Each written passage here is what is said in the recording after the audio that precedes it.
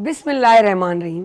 Day per day जिते जिते PTV ऐं पीटीवी नेशनल ॾिसण वारा आहिनि उन्हनि सभिनी खे साहिरा अली ख़ान जो सिक भरो सलाम हुजे। न सिर्फ़ु सिक भरो सलाम पर प्यारी मोहबत जा पैगाम बि हुजनि उन कुंड कुड़च में जेको कराची खां कश्मीर ऐं किंजर खां कारोंझर ताईं जिते जिते बि पिया ॾिसनि। इहो हिकिड़ो प्यार जो रिश्तो आहे, हिकु अहिड़ो रिश्तो आहे जेको हिकिड़ो कनेक्शन आहे। उहो कनेक्शन जंहिंसां ईअं सम्झो त असां हिकिड़ी दिलि खे जेको उत्साह चइजे उहो मिलंदो आहे न त यार मूंखे ॾिसण वारा आहिनि मुंहिंजा पंहिंजा। ऐं हीअ मॉर्निंग शो जेको सुबुह सवेरे ऐं स्पेशली तव्हां सां अची ॻाल्हाईंदी आहियां, कचहरियूं कंदी आहियां, मिठा मिठड़ा ॿोल कोशिशि कंदी आहियां त ॿोलियां ऐं कोशिशि कंदी आहियां त उन जूं तव्हांजूं हीअं मुस्कुराहटूं जेके एक्सप्रेशन्स हूंदा आहिनि उहे फील कयां त तव्हां मूंखे ॾिसो पिया ऐं तव्हां मूंसां प्यारु था कयो। ऐं इहो ई प्यारु आहे जेको पाण खे गॾे वेठो आहे। त पोइ आगाज़ था कयूं पंहिंजे हिन प्रोग्राम जो त जेको आहे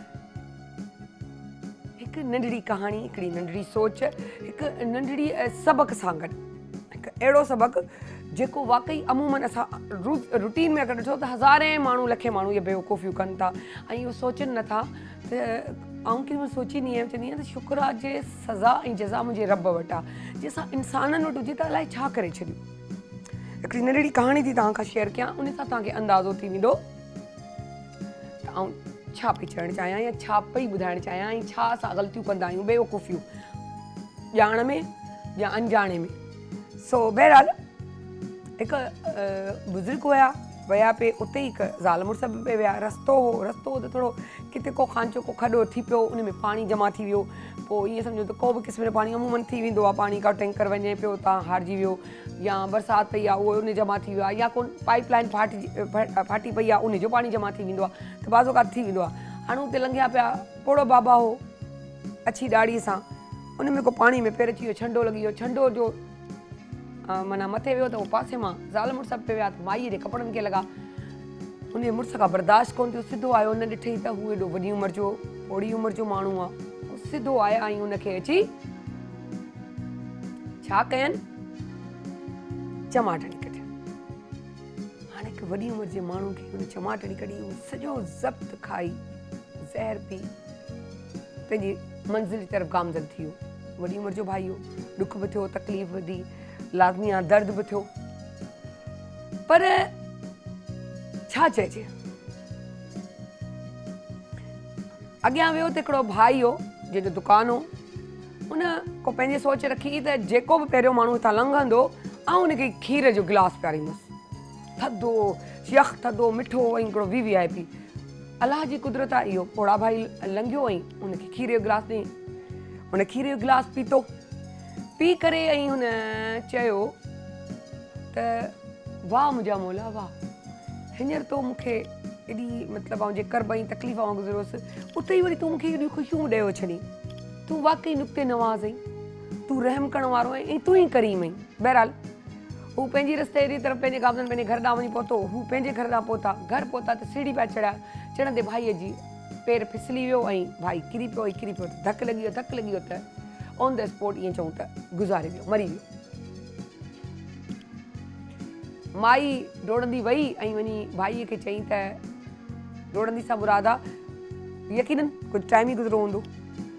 हुन भाई खे ॻोल्हे वञी हुन भाई ताईं पहुती त चई त तो मुंहिंजे मुड़ुस खे बददुआ ॾिनी हुई, तॾहिं करे मुंहिंजो मुड़ुसु मरी वियो। जी सोचण जहिड़ी ॻाल्हि आहे। हुन चयो त हुन पोड़े माण्हूअ चयो, चई त आउं छो केरु आहियां बददुआ ॾियण वारो ऐं मूं का बददुआ कोन ॾिनी आहे। हा तुंहिंजे मुड़ुस जो तोसां इश्क हुयो, उन इश्क में हुनखे ख़बर न पई त हू छा करे वियो ऐं तुंहिंजे मोहबत ऐं तुंहिंजे प्यार में हुन मूं ते हथु खणी छॾियो, मूंखे तकलीफ़ पहुचाए छॾी।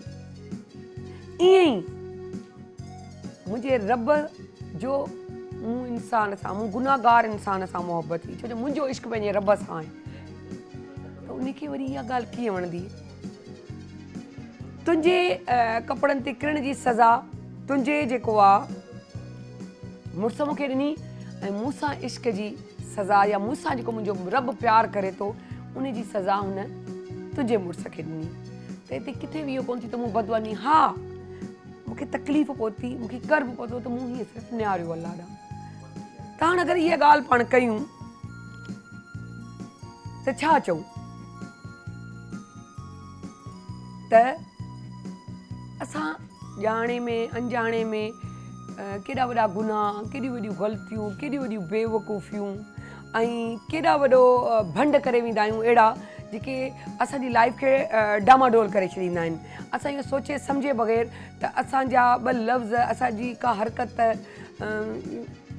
ईअं चऊं त असांजो अहिड़ो रवैयो इंसान खे हिते वञी लॻंदो आहे ऐं एॾी तकलीफ़ ॾींदो आहे जेकी असांखे ख़बर कोन पवंदी आहे। चवंदा आहिनि त शायदि चमाट जो निशान निकिरी वञे, पर लफ़्ज़नि जी मार जेकी रूह ते लॻंदी आहे उहा बज़ाहिर त चमाट में नज़र आई, पर उहा चमाट न हुई, हिकु वॾे जो अदब लिहाज़ हो, हिकु वॾ माण पीउ, या ईअं चऊं त पीउ जी जॻह ते, ॾाॾे जी जॻह ते, बुज़ुर्ग जी जॻह ते उहा जेकी चमाट हुनखे पई न, उहा हुनजे रूह ते पई। त यादि रखिजो, तव्हांजा लफ़्ज़, तव्हांजो धक, तव्हांजो रवैयो कुझु अहिड़ा कम करे छॾींदो आहे जेको इंसान खे तकलीफ़ ॾेई छॾींदो आहे, कर्ब ॾेई छॾींदो आहे। त कोशिशि कयो, अगरि चङो नथा कयो न कयो, तव्हांजे दिलि जी ॻाल्हि आहे, पर बुरो न कयो, कंहिंजी रोज़ीअ सां न कुॾो, कंहिंखे तकलीफ़ न ॾियो, की ऐं जे अगरि पंहिंजे ॿिनि मानियुनि मां बि थोरो वराए ऐं जेको कयो था त यकीन कयो तव्हां उनजो रिज़ल्ट जल्द खां जल्द ॾिसंदा। त हमेशह ॿिए खे पंहिंजो पाण मां आसानियूं ॾियो, तव्हां ॾिसंदो तव्हांजे लाइ रस्ता खुलंदा। तव्हांखे कंहिं बॉस जी ज़रूरत कोन पवंदी, तव्हांखे कंहिं सोर्स जी ज़रूरत कोन पवंदी, तव्हांखे कंहिं स्टेटस जी ज़रूरत कोन पवंदी।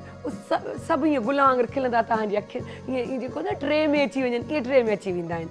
सो बहरहाल पंहिंजे प्रोग्राम जो आगाज़ था कयूं ऐं पंहिंजी दोस्त साइमा इरफान खे था सॾियूं ऐं चऊं था त जेको आहे असांखे अॼु जो टिप्स छा थी ॿुधाए।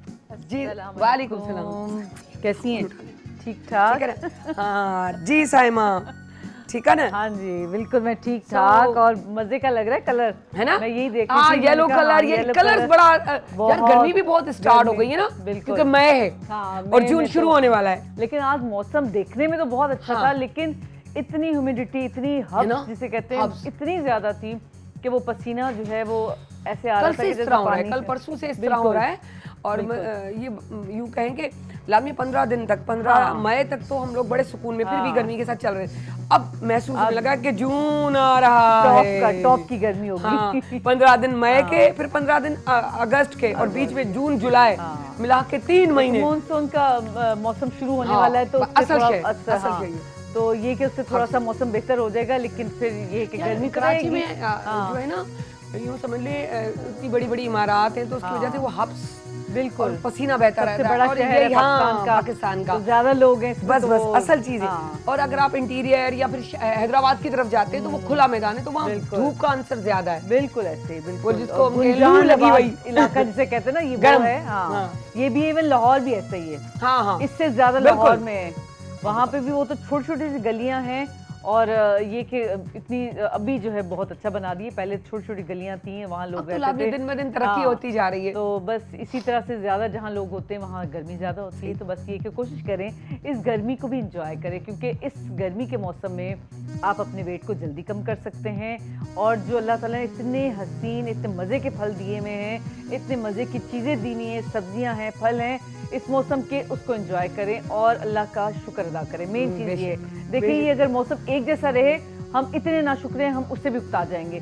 तो ये कि हर मौसम को एंजॉय करें, इवन गर्मी को भी। गर्मी बहुत लग रही है, कोई बात नहीं, जो है ठंडे मशरूब पिए, लस्सी पिए और ये है कि फालसे का जूस पिए। स्मूदी जो तुमने बताई थी हाँ। ना, वो स्मूदी जो बस असल में टेस्ट वो देती है, हाँ, बड़ी बिल्कुल। है ना, और क्रिस्पी ये क्रिस्पी हाँ। लगती है, हालांकि जबकि होती सारी नरम है। बिल्कुल। लेकिन ये कि आजकल के मौसम में स्कंजबीन का इस्तेमाल हाँ, ज्यादा करें, बिल्कुल। थोड़ा सा काला नमक डालें, थोड़ा हाँ। सी चीनी थोड़ी कम मिकदार में। चलें, आप हाँ। अगर शुगर है या हाँ। डाइटिंग है, दो चीजें हैं, हाँ। तो फिर आप उसको बाद चीनी को हाँ। स्किप कर दें। स्किप भी कर सकते हैं, लेकिन ये कि गला जिन लोगों का खराब होता है, थोड़ी सी हल्की सी एक अच्छा, से दो, हाँ, यानी कि वो कर सकते हैं, कर उसका सकते इशू हैं, वो शक्कर डाल दें, तो उससे जो है नुकसान इतना नहीं होगा। और दूसरी बात ये कि सत्तू जो है जगह जगह आपको नजर आ रहे होंगे, यकीन करें मैं खुद इम्प्लीमेंट करती हूँ और मैं खुद ट्राई करती हूँ। इतने एक तो मजे के लगते हैं क्योंकि वो जौ का आटा होता है। Exactly. जौ वैसे ही आपको जो है आपकी बॉडी को बिल्कुल। फिल्टर करता है, आपकी किडनीज को फिल्टर करते हैं। जौ का आटा वो आप जब उसका वो शरबत बना के पियेंगे, उसमें थोड़ा सा वो ऐड करेंगे शक्कर, तो जब वो पियेंगे थोड़ा सा लेमन, तो यकीन करें वो आपके पूरा, अगर सुबह में पियेंगे पूरा दिन आपको गर्मी नहीं लगेगी और बहुत फ्रेश फील करेंगे। हाँ, अच्छा, हाइजीन का अपना ख्याल रखना हाँ, चाहिए, बिल्कुल। क्योंकि फिर अमूमन आप देखें कि वो जो स्टॉल्स लगे हुए होते हैं, हाँ, वहाँ जिसको नहीं हम पिए। सब कहते हैं ठेले हाँ। लगे हुए होते हैं, उसमें गन्ने का जूस है, वहीं हाँ। मक्खियां भिनभिना रही हैं, सारा कुछ खराब हो रहा है, और आप तो उसका खास उसका ख्याल भी रखें। ख्याल अगर जहाँ रखें। सफाई है तो पिए, बिल्कुल। अदरवाइज आप ना जाएं कहीं बिल्कुल भी। ऐसे ही। जहाँ आप देख रहे हैं कि गंदगी का ढेर हाँ। लगा हुआ है, वहीं गन्ने का जूस भी आप पी रहे हैं, और फिर बिल्कुल। वही मक्खियों लगा हुआ। और दूसरा, कोशिश करें कि आप वो, हालांकि शॉपर भी हमारे लिए खराब है, हाँ। लेकिन मैं कहूंगी निस्बतन उसी हाँ, गिलास में गिलास गन्ने वो से जो बेहतर है। टप किया हुआ होता है उसी बाल्टी से बिल्कुल। बेस्ट है कि जो आप अपना मिनरल वाटर की बोतल लेके चल रहे होते हो, वो खाली हो तो उसी में भरवा के ले लिया करें, या वो शॉपर में वो स्टोर डाल के पी लिया करें। बिल्कुल। लेकिन जहाँ साफ सुथरा हो। हाँ बिल्कुल, लेकिन ये कि जो बर्फ ऐड करते हैं ना वो भी गंदी होती है। हाँ, जो- बर्फ भी नहीं ठीक है, वो करवानी बर्फ चाहिए। के बगैर जरूरत आप भी लें, नहीं। वो लें, और जब वो बन रहा होता है उस हाँ। बोले वहां से हमें निकाल के दें। Exactly. तो वो फ्रेश होता वो है, fresh वो होता आप ले सकते हैं, वही आपने शॉपर में हाँ, डलवाएं। उसमें नहीं हाँ। हुआ, क्या कहें कि उसके बाउल में नहीं आया होता, हाँ, जिसपे मक्खियाँ बिल्कुल भिनभिना रही होती हैं, तो वो सेफ है। और लेकिन बात वही है, देखिए अल्लाह ताला ने हर चीज में कोई ना कोई, कहते हैं ना, वो खासियत रखी हुई है। तो ये गन्ने का जूस इस मौसम में आपकी बॉडी के अंदर एक तो खून की मिकदार वो सही करता है, ठीक है, और आपकी बॉडी को हाइड्रेट करता है और खून को बढ़ाता है। इसमें इतनी खासियत है, खाने को हजम करता है, ये इतने फायदेमंद होता है। तो जैसे जंक फूड है, जंक फूड, फ्रेंच फ्राइज जो अमूमन स्पेशली अब हर ठेला इसका एक स्टॉल लग गया हाँ, है। तो वो अगर हाइजेनिक है तो ठीक है थोड़ा बहुत, हाँ। लेकिन वो भी बहुत कम मिकदार में। वो सिंधी में कहते हैं विरले, हाँ। वो महीने में एक दफा। बिल्कुल। रूटीन में चिप्स भी आप फ्रेंच फ्राइज डेली नहीं खा सकते, वो भी आपके लिए बहुत खतरनाक है, नुकसान। जितनी फ्राइड चीजें हैं, वो एक तो जो ऑयल यूज करते हैं वो सही नहीं होता। हाँ। वही आप वाली बात आ गई कि जो है अच्छी जगह से लेंगे तो शायद थोड़ी और तो कोशिश करेंगे घर में, घर का खाना। हाँ, लेकिन नुकसान तो है उसका भी, क्योंकि ये चीजें हर रोज फ्राई चीजें आपकी हेल्थ के लिए सही नहीं है। हाँ। तो बहरहाल और अपने हाथों से आज एक ये बड़ा अच्छा एक टॉपिक निकल गया जिसपे हम चाहें कि बात करें। जैसे जो अनब्रांडेड, जो यूं कहे कि या यूं कहे कि हाथ के बने हुए वो मायोनीज, केचप, हाँ, वो डालकर उसके ऊपर मसाले वगैरह लगा, और वो बहुत सस्ते मिल जाते हैं, जार्स के जार मिल जाते हैं, वो ला के रखते हैं, और ये कि फिर बहुत शौक से लोग खाते हैं। वो इतने खतरनाक है, वो बिल्कुल गलत। हाँ, उनका टेस्ट मैंने देखा है। एक दफा मैंने चक्के देखा, तो मैंने कहा मैं देखूं तो इसमें क्या। मैंने कहा कैसे खाते हैं ये लोग। और बस वही बच्चे हैं ना, बच्चों को तो पता ही नहीं चलता। और टेस्ट डेवलप कर चुके हैं ना वो बच्चे, एक दफा ले चुके, बचपन में वही खिलाते खाया बच्चों ने, तो फिर उनको शायद बुरा नहीं लगता। लेकिन ये कि ये बड़ों की जिम्मेदारी है अपने बच्चों को अच्छी जगह से, भले कम मिकदार में दे, लेकिन अच्छी जगह से। उसी जगह पे आप फ्रेंच फ्राइज घर में बनाकर दे दें, बना के दें, बनाकर वही घर का बर्गर है वो घर में बना के दें। ये चीजें हैं। और अगर खुद खा रहे हैं तो देखिए, अगर जिन लोगों को वेट लॉस करना है तो वो क्या है, बर्गर भी खाएं। क्या है कि वो ब्राउन ब्रेड के साथ जो है वो, ये ब्राउन जो है वो उसको अच्छी तरह से वो करके सेक, जिसे कहते हैं ना, टोस्ट करके उसको वो आप ले सकते हैं। तो ये छोटी छोटी चीजें, टिप्स हैं कि जो आप करके थोड़ी अपने अंडे में प्लास्टिक आ गई है। हाँ बिल्कुल। अपना आटे में प्लास्टिक आ गई है, दूध में, चावल में, अब किस चीज में क्या नहीं है। तो हम प्लास्टिक के बर्तनों में नहीं खा सकते, लेकिन प्लास्टिक खा रहे हैं। बिल्कुल ऐसे ही है। और इवन जो बहुत सारी चीजें कहते हैं ना कि एक दफा क्या हुआ कि मैं देख रही थी कि चावल बनाए और वो इतने लंबे फूल के, कहने कि ये बहुत अच्छी क्वालिटी के, जबकि वो रिसर्च से ये साबित हुआ कि कहा कि भाई ये तो जो है ये प्लास्टिक है। तो मतलब ये चीजें क्या हम जो खा रहे हैं बिल्कुल ऐसे जैसे हम जहर खरीद अपने के खा रहे हैं। हाथों से और अपने पैसे हाथों देके से, खरीद रहे पैसे, हैं। अच्छा, अब बिल्कुल। यूं अब हम ये सोचे कि अब हम प्लास्टिक जो खा रहे हैं हाँ। उनको कैसे खत्म कैसे करें, देना? तो वो चीज सिखाएं उसके आप। लिए यही है कि एक तो अपने आप को सबसे पहले मेंटली तौर पर अपने आप को ये वो करें, क्या उसे कहते हैं ना, अपने आप को ये जो है मेंटली तौर पर अपने आप को ये सेट करें, गोल अपने आप को सेट करें कि भाई मैंने अपनी हेल्थ को सही रखना है, मैंने जंक फूड से अवॉइड करना है, हेल्दी खाना खाना है सबसे पहले। तो ये अपने आप के साथ जो है कहते हैं ना कि कमिटमेंट करें, सही है। तो फिर ये देखिएगा, यकीन करें, जब ये कमिटमेंट कर लेंगे उसके बाद आसानी हो जाएगी। तो जो आज एक्सरसाइज है हमारी जो है लाइट सी है बहुत, लेकिन इतने फायदेमंद है। आप जब करेंगे तो आपको अच्छा लगेगा। किस स्ट्रेचिंग है, क्योंकि बातें इतनी कर ली हैं तो हम कहते हैं कि थोड़ा सा हम स्ट्रेचिंग की तरफ आए। नहीं, बातें भी करनी चाहिए, हाँ। क्योंकि ये डिस्कस होता है तभी पता बिल्कुल। चलता है। उसी की वजह से फिर ये कि एक अवेयरनेस जाती है, बिल्कुल, डिस्कस से बिल्कुल, अवेयरनेस जाती बिल्कुल है। ऐसे ही। ये देखिए दोनों हाथ मैंने इस तरह से ये इंटरलॉक किए, फुल स्ट्रेच किया। और ये स्ट्रेचिंग ऐसी है कि ये आपको एक तो हेल्दी रखेगी, आपकी ये बोन्स के लिए बहुत अच्छी है, देखने में बहुत इजी। मैं हील को मैंने अप किया हुआ है, टोस पे आई हुई हूँ और फेस को ऊपर किया हुआ है और फुल स्ट्रेच किया हुआ है। और इसको आपने 30 सेकेंड से स्टार्ट करना है, इसको 1 मिनट इवन 2 मिनट्स तक भी लेके जा सकते हैं। इससे क्या होगा कि आपकी टमी टाइट होगी, बैक पोल स्ट्रेट होगी। तो इससे क्या होगा कि आपकी टमी तो कम होगी, लेकिन आपकी बोन्स के लिए बहुत अच्छे हैं। वाह, आपके काफ के मसल खिंच रहे हैं, पूरी आपकी लेग्स जो है स्ट्रेच हो रहा है, आपके आर्म स्ट्रेच हो रहे हैं। तो क्या है, ये आपकी बोन्स के लिए बहुत अच्छा है। दोबारा से इसको करके दिखाऊंगी। दोनों हाथ को इस तरह से रखिए और सिंपली इसको हाथ को ऊपर किया, टोस ये पे जो आए। मैं पाबंद भी रहूं। हाँ बिल्कुल। और फेस ऊपर किया ये, और जितना ऊपर अपनी बॉडी को लेके जा सकते हैं, स्ट्रेच करते हुए अपने आर्म्स को भी, अपनी लेग्स को भी इस तरह से जितना लेके जा सकते हैं लेके जाइए। इसको होल्ड कीजिए और फिर आहिस्ता आहिस्ता सामने लेकर आइए। 1 वाह, 2 3 जेड़ो स्टैचू जे कोने के हिए हिए बैठे हुए ना जी साइमा। बिल्कुल। रेलिंग दे 8 9 एंड 10 होल्ड कीजिए। जितना आप पीछे लेके जाएंगी ये आपकी बॉडी उतनी ट्विस्ट होगी और आपका शेप आपकी बॉडी का बनेगा इस तरह से। इनहेल, एक्सहेल, इनहेल, एक्सहेल करते हुए इसी तरह से ये वाला पोज इसके बाद जरूर कीजिएगा, क्योंकि आपकी लेग्स को क्या है कि थोड़ा सा इससे रिलीफ मिलेगा, जैसे आप अपने चेयर पे बैठे हैं। ठीक है, इसी तरह से दूसरी साइड भी सिर्फ थोड़ी देर के लिए इस तरह से। इससे क्या होगा कि आपकी बॉडी रिलैक्स हो जाएगी, आप खुद रिलैक्स हो जाएंगे, जो स्ट्रेचिंग हुई है वो उसमें कमी आ जाएगी। तो ये थी आज की एक्सरसाइज और जबरदस्त। इतना जो है इसका फायदा है, जब आप करेंगे तो आप देखिएगा फर्क पड़ेगा।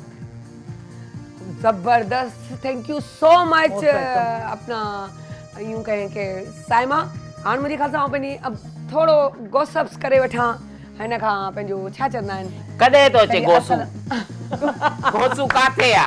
मां त मिलियो बस में हुयो, अॼु ॾाढी रशी गाॾियुनि में। हाँ। हा, वयसि मेकअप छुट्टियूं कराइण। थी वयूं आहिनि ज़रे घटि ले आरी exam वयसि थी मेकअप कराइण। हाँ, हा, सुबुह सां एॾो- सुबुह सां ओॾे वयसि सवेर, त मां चवां एॾो मेकअप कराए चा न, हा। सुठी त लॻा न।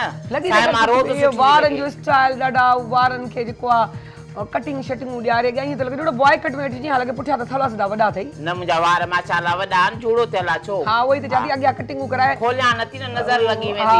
हा, अॻ में बि खोलिया में त कलाम पियो ॻाईंदो हुते, ज़ुल्फण चए पियो त जेको आहे खोले वार पंहिंजा। आए वाह वाह वाह वाह, खुले वार पंहिंजा छा कजनि? ओ माही यार दी गड़ोली बरदी, सुन यार दी गड़ोली बरदी, माही यार दी गड़ोली बरदी, सुन यार दी गड़ोली बरदी, एक अल्लाह कनू मैं डरदी, एक मौला कनू मैं डरदी, हाँ माही यार दी गड़ोली हक मुला, माही यार दी गड़ोली। वाह, अॼु ॾाढी ख़ुशामा। कज ॿ टे ॻाल्हियूं त ॿुधाए पंहिंजे सिंधी फ़नकारनि जे बारे में का ॼाण ॾे, का टिप्स ॾे, कुझु तूं त हेतिरो अथी थी वीहीं थी हर प्रोग्रामनि में पई अची वञी, गुला कुझु मूंखे बि त फ़ाइदो ॾींदी कि मूंखे बि त गॉसिप्स ॿुधाए ख़बर त पवनि। फनकार जेके आहिनि अॼुकल्ह त जेके आहिनि न फनकार मिंट में ठही था वञनि, देरी न आहे। हा बसि विया स्टूडियो में ट्रैक ठहरायो, फनकार तयार। तूं बि ॻाए सघे थी, साइमा बि ॻाए सघे थी, मां त ॻाईंदी आहियां। हा इन में त कोई शक कोन्हे, तूं ॻाईं। मुंहिंजो त उस्ताद ई वीचारो जेको न उहो गुज़ारे वियो। अहिड़ा आलाप ॿुधे मुंहिंजा गुज़ारे के फनकारा वांगुरु मुंहिंजा आलाप ॿुधी कम लही आलाप ॿुधी करे ऐं जेको आहे वीचारो गुज़ारे वियो। न पर अॼु असां तव्हांखे इंशाअल्लाह पूरी कोशिशि कंदासीं त सुठे खां सुठी आवाज़ ॿुधायूं ऐं असां पाण बि लुत्फ़अंदोज़ थियूं ऐं तव्हां सभिनी खे बि लुत्फ़अंदोज़ करायूं। ऐं मां राग जी वॾी शौक़ीन आहियां। हा ॻाल्हियूं त ॻाल्हियूं कंदो हो, मुखण वफ़ा त कान कयई, अञा बि दर्द वधायई, दवा त कान कयई। वञी वेही रहियो इस्लामाबाद, परदेस जाके परदेस छॾो लाइव ॾिसंदो हूंदई और वरी चवंदो मुंहिंजे पुठियां माईअ जी लॻी आहे। उनखे ख़बर आहे न त पुराणो प्यार कीअं विसारां। और तूं कम भई ख़राब करी, हाणे तूं जंगनि वारा कम शुरू करे कहिड़ियूं जंगियूं थींदियूं मर्दनि ते, कहिड़ियूं पाबंदियूं त असां ज़ाइफ़नि ते आहिनि। इहा ॻाल्हि सही आहे। साइमा वीचारी ॾिस मोहबत करे भई उहो लड्डू खा बि पछताए, न खा बि पछताए, हाणे त वीचारी पछताए। वाह वाह वाह वाह। हाणे जेको आहे टिप ऑफ द डे बि तव्हां मुंहिंजे ख़्याल सां ॾिनो असांखे न? हा उहो बि ॾेई छॾियो। असां हिन जी ॻाल्हियुनि में एॾा महज़ूज़ थी वियासीं जो यादि ई न रहियो त तव्हां टिप ऑफ द डे ॾेई छॾियो। थैंक यू बि करे चुका आहियूं। हीअ मूंखे मिले हा न नंढे हूंदे त मां हिन शादी न करायां, मां हिनखे वॾी मॉडल करायां। अच्छा एॾी स्मार्ट आहे न? एॾी स्मार्ट आहे त बाबा शादीअ में हिन वक़्तु छो विञायो। अच्छा हा ॿाहिरि ॾेई साड़ेसि, इहो ढॻो रोज़ कॾहिं घुमंदो थो अथसि। हीअ वीचारी शादीशुदा आहे त घुमंदो न अचे, हो वरी पेरा खणी पंधि थो अचे। ज़बरदस्त सवाब गुलाम वाह। अॼु जी गॉसिप्स ॾाढी सुठी ॿुधाई। हाणे रोज़ तूं मूंखे गॉसिप्स खे अहिड़ी ॿुधाईंदी कर त दिलि ठरी पवे, पर सुठियूं वारियूं, पॉज़िटिव वारियूं ऐं थोड़ी कुझु अहिड़ियूं चटपटियूं ऐं मसालेदार जेको वाकई मज़ो अची वञे। So thank you so much गुला, तूं आई है। चाहींदासीं विच में हा पर तूं थोरो रुलंदी रहिजांइ, थोरो मज़ो ईंदो तोसां गॾु बि। सो वञूं था नंढड़ी साईं तरफ़ ई वरी वापसि था अचूं।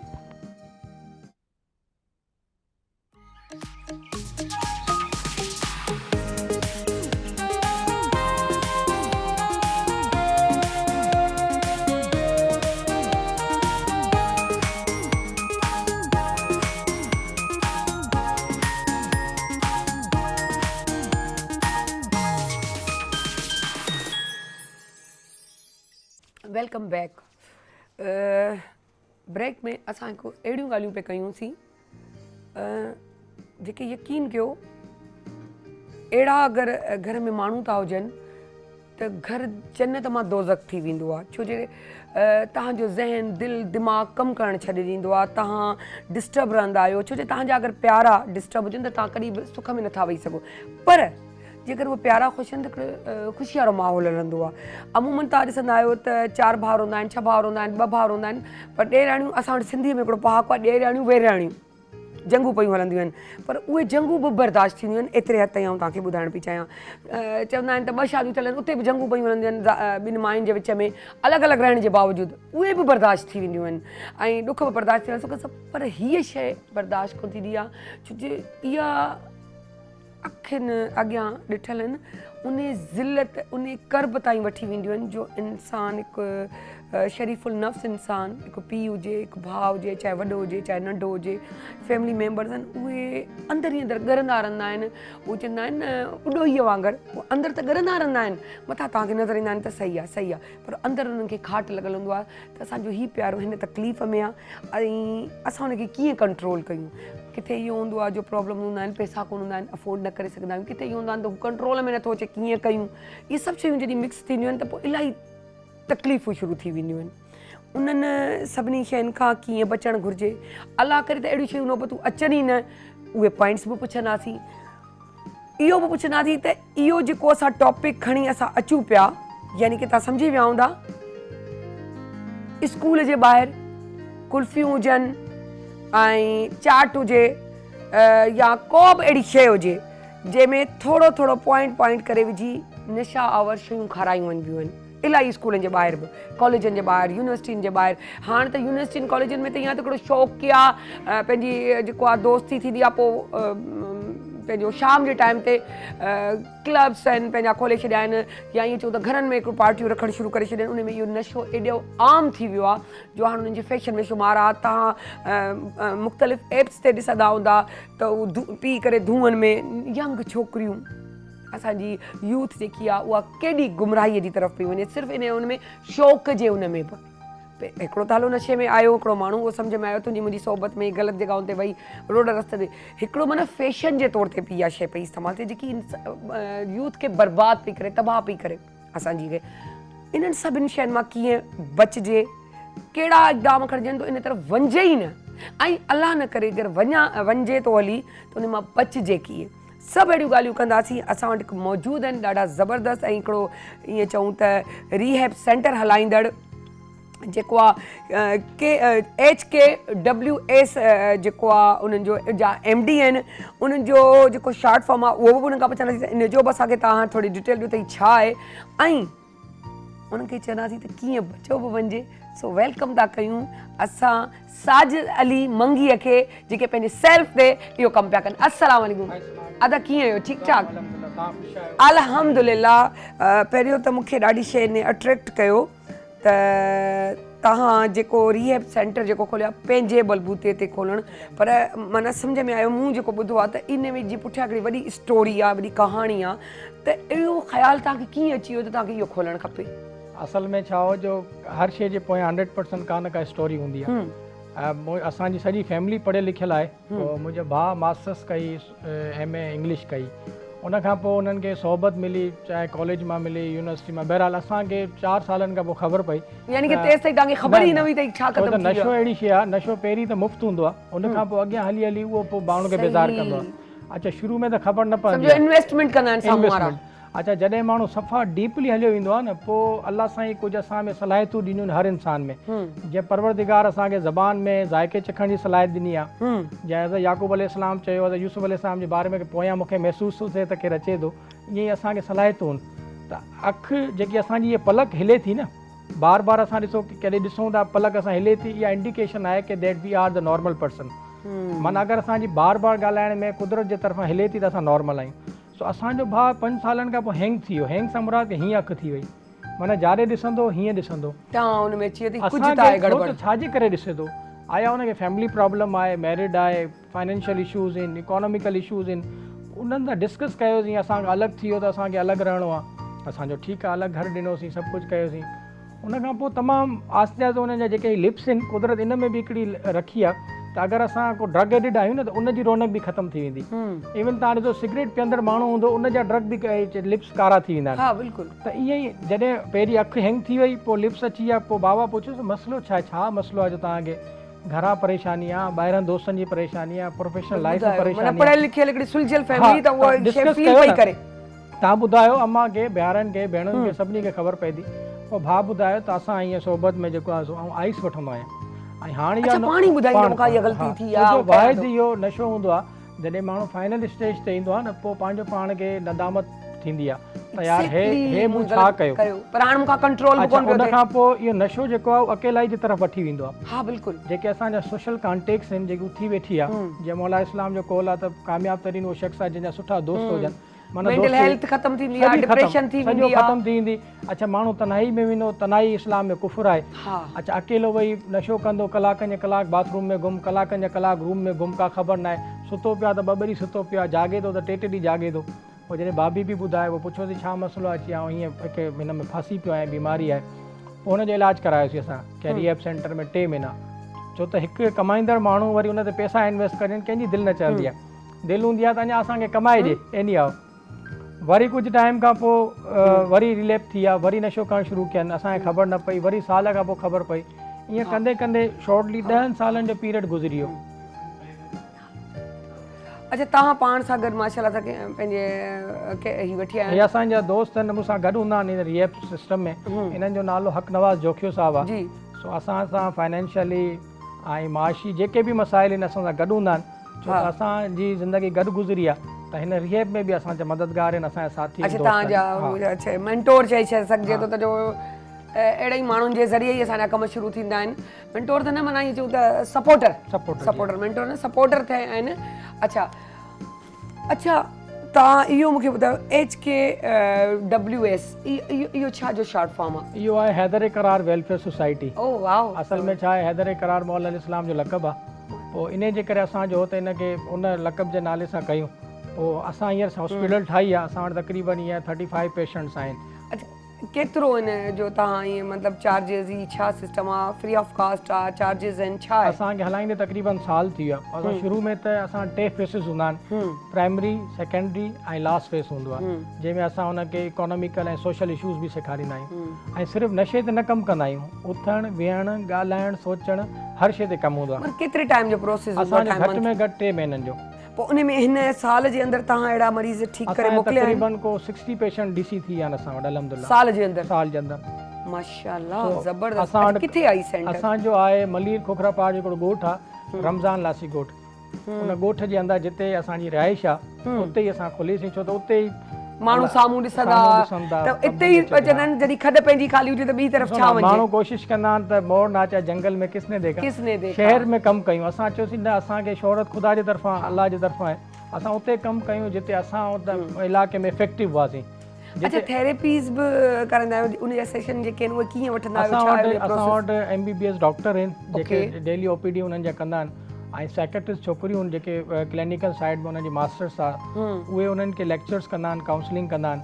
अच्छा त ईअं अगरि आउं सम्झां त तव्हां पंहिंजो हिकिड़ो ग्रुप दोस्तनि जो ऐं मिली करे तव्हां इहो सभिनी लाज़मिया जेतिरो हेल्प करे सघूं था असां कयूं? असां तक़रीबन जेके दोस्त हुआ पहिरीं त असां फ्री ऑफ कॉस्ट हलायोसीं हिनखे 4-5 महीना। पोइ जॾहिं ॾिठोसीं की पेशेंट जी तादाद वधंदी वई, हाणे ॾिसो न ड्रग असांजे हर गली में तव्हांखे नज़र ईंदा। असां त दुआ कयूं था अलाह साईं बचाए असांजी लेडीज़ हिन पासे न वञे। पहिरीं त माना छोकिरा तमामु, हाणे त असांखे हर इलाइक़े में 2-4 छोकिरियूं बि हुननि सां गॾु अचनि थियूं नज़र। उहो असल में ख़बर अथव छा आहे, हिकिड़ो त जेको बेगर आहिनि जेके पिननि था छोकिरियूं, उन्हनि में तव्हांखे नज़र ॿियो बिल्कुलु हाई क्वालिटी बि छा सोसाइटी जी जेकी आहे न छोकिरियूं, उहे शौक़िया पियूं कनि, पर स्पेशली ईअं विच में मिडल में कोन्हे। पहिरीं त हूंदो सोसाइटी में कैटेगरी न। हा कैटेगरी। अच्छा हाणे हुन कैटेगरी खां निकिरी नशो हर माण्हू जे पहुच ते पहुची वियो आहे। ॾिसो जेकी एक क्लास जी सोसाइटी आहे उन माण्हू घटि था कनि। अच्छा आम जेके ग़रीब गुरबान उन्हनि में सेल बि ईज़ी आहे, परचेजिंग बि ईज़ी आहे कराची में। अच्छा क्राइम में बि तक़रीबन इहे माण्हू इन्वॉल्व आहिनि। अच्छा हाणे पाण अगरि ॻाल्हि कयूं त हिकिड़ो मरीज़ इन नशे जो कंट्रोल अचे थो नथो अचे, छो जो हर को जॾहिं तव्हां चओ था नदामत ते चओ त बि नथो चाहे त आउं हिन शइ खे छॾियां, छो जो उहो यूज़ टू थी वियो आहे, हुनखां पुॼे ई नथो छॾणु। सेकेंडली इहो इन्हनि सभिनी सां गॾु घर वारनि जो रवैयो छा हुजणु खपे? जो हिकिड़ा इहे हूंदा आहिनि रवैयो त सुठो ई हूंदो आहे, जीअं तव्हां पंहिंजी फैमिलीअ जी ॻाल्हि ॿुधाई त तव्हां तॾहिं फील्ड में आया न, रवैयो फैमिली जो सपोर्ट कयो फैमिली, ऐं चाहियो त हा वाक़ई ईअं कर त ॿियनि जा ॿार बची सघनि। त मूंखे सिर्फ़ु इहो सम्झायो त रवैयो केतिरो सुठो हुजणु खपे फैमिली जा, या उहो असरु कंदो आहे कोन कंदो आहे, या उनजो तल्ख़पन हूंदो आहे ऐं हथ कढी छॾींदा आहिनि, उहो फ़र्क़ु पवंदो आहे, इहो मूंखे ॿुधाइजो। तमामु बहितरीनु क्वेश्चन आहे ऐं इहो ई वैलिड बहितरीनु सुवालु आहे, छो जो फैमिली जो वॾो हिकु अहम किरदारु आहे। जीअं तव्हां ॿुधो हूंदो तनक़ीद बराए इस्लाह, असांजो जेको टोकण जो मरहलो आहे न उहो ॾाढो ख़तरनाक हूंदो आहे। सही। अच्छा पोइ असां काउंसलिंग सिर्फ़ु पेशेंट जी न कंदा आहियूं, असां हुनजी अगरि मैरिड आहे त हुनजी वाइफ जी, अगरि उहो कंबाइंड फैमिली में रहे थो त हुनजी वालदा जी, भेण जी, भाउ जी। तव्हां ॾिसो न जीअं नओं ॿारु पैदा थो थिए हुनखे हलण जे लाइ 5 साल खपनि, ईअं ड्रग एडिक्ट अगरि 3 महीननि में इलाजु कराए थो 3 महीननि में सभु नशो छॾे थो। अंग्रेज़ चए थो त घटि में घटि रिहेब प्रोसेस साल जो हुजणु खपे। असां पोइ उन जी तमामु सलाहियतूं बहाल थी वेंदियूं, त इन जे करे फैमिली जी काउंसलिंग तमामु ज़रूरी हूंदी आहे। उन्हनि सां उन नए तरीक़े सां नए ॿार सां जीअं प्यार सां पेश अचिबो आहे, उन सां प्यार सां पेश अचिबो। जीअं आम माण्हू इकोनॉमिकल मैटर्स खे सही तरीक़े हैंडल कंदो, हिन में उहे सलाहियतूं न हूंदियूं, उहे सलाहियतूं बहाल थियण में बि कुझु टाइम रिक्वायर हूंदो आहे। त इन करे फैमिली काउंसलिंग तमामु ज़रूरी आहे। ऐं असां पंहिंजे सेंटर में जेको बि पेशेंट हूंदो आहे उन फैमिली काउंसलिंग लाइ सेशन रखंदा आहियूं। संडे ते फैमिली डे हूंदो आहे, सैटरडे संडे, पोइ उन में असां घुराए करे, छो त असां वटि स्पेस घटि आहे, पोइ मुख़्तलिफ़ डेज़ में असां फैमिली सेशन्स रखंदा आहियूं। ऐं असांजे जेके साइकेट्रिस्ट आहिनि उहे उन्हनि खे लेक्चर्स ॾींदियूं आहिनि, सम्झाईंदियूं आहिनि त तव्हां हिननि खे जीअं नए ॿार खे ट्रीट कबे न ईअं हिनखे ट्रीट कयो। मतिलबु फैमिली जो वॾो ज़ाल जो वॾो कैरेक्टर आहे, माउ जो, भेणुनि जो, त उहो उन मां निकिरी सघे थो, अदरवाइज़ उहो नथो निकिरी सघे जेके अंदरि रखे। छो जे तव्हां हिकिड़ो माण्हू अगरि भेणियूं सपोर्ट कनि बि थियूं, माउ पीउ कनि बि था, पर अगरि ज़ाल साथ में न आहे कॾहिं बि त लाज़मी मसइलो आहे नथो थी बसि सघे। वॾो मसइलो ऐं इहो अखियुनि सां बि ॾिठो आहे, असां इलाही ॾिठो आहे, जेके असांजो सुञाणू आहे उन्हनि जी फैमिली हीअं हुई जो ज़ाल सपोर्ट में कोन हुई, सिर्फ़ु इन ज़िद में हिकिड़ो बिल्कुलु थींदो जी। आहे न, घर जी फैमिली वारो ज़िद थी वेंदो आहे, उन ज़िद में पोइ उन में ॿियो कुझु कोन, उन माण्हू जी ज़िंदगी तबाह पई बिल्कुलु थिए। जॾहिं की अगरि उहो ई माउ बीठी आहे, पीउ बीठो आहे, फैमिली बीठी आहे, भाउ भेण मिली था थियनि, मां कढूं बिल्कुलु ॿ फैमिली नंढे हूंदे खां कहाणियूं कोन ॿुधंदासीं त काठी हिकिड़ी हूंदी, केरु टोड़े छॾींदो, गॾु हूंदी त केरु कोन टोड़े सघंदो, बिल्कुलु जी। जंगल में ॿ भाउ, हिकिड़ो भाउ वियो, फैमिली इन टाइप जी कहाणियूं मूं यकीन कयो रियलिटी में ॾिठियूं। सुञाणू असांजा के हुआ, उनखे ॾिठमि हिकिड़ी फैमिली में बि हो ड्रग जो पेशेंट, ॿीअ में बि हिकिड़ी खे ॾिठमि त उनजा पाण में ठहियूं बि कोन पियूं, पंहिंजो ईअं चऊं त भाॼायूं ऐं निणानूं, पर इहो अॼु सपोर्ट में बीठी हुई ज़ाल हुनजे, त न मुंहिंजे मुड़ुस खे निकिर कर। ॿी जॻह ते मूं ॾिठो सपोर्ट में ज़ाल कोन बीठी आहे, सॼी फैमिली बीठी आहे। जी जी बिल्कुलु।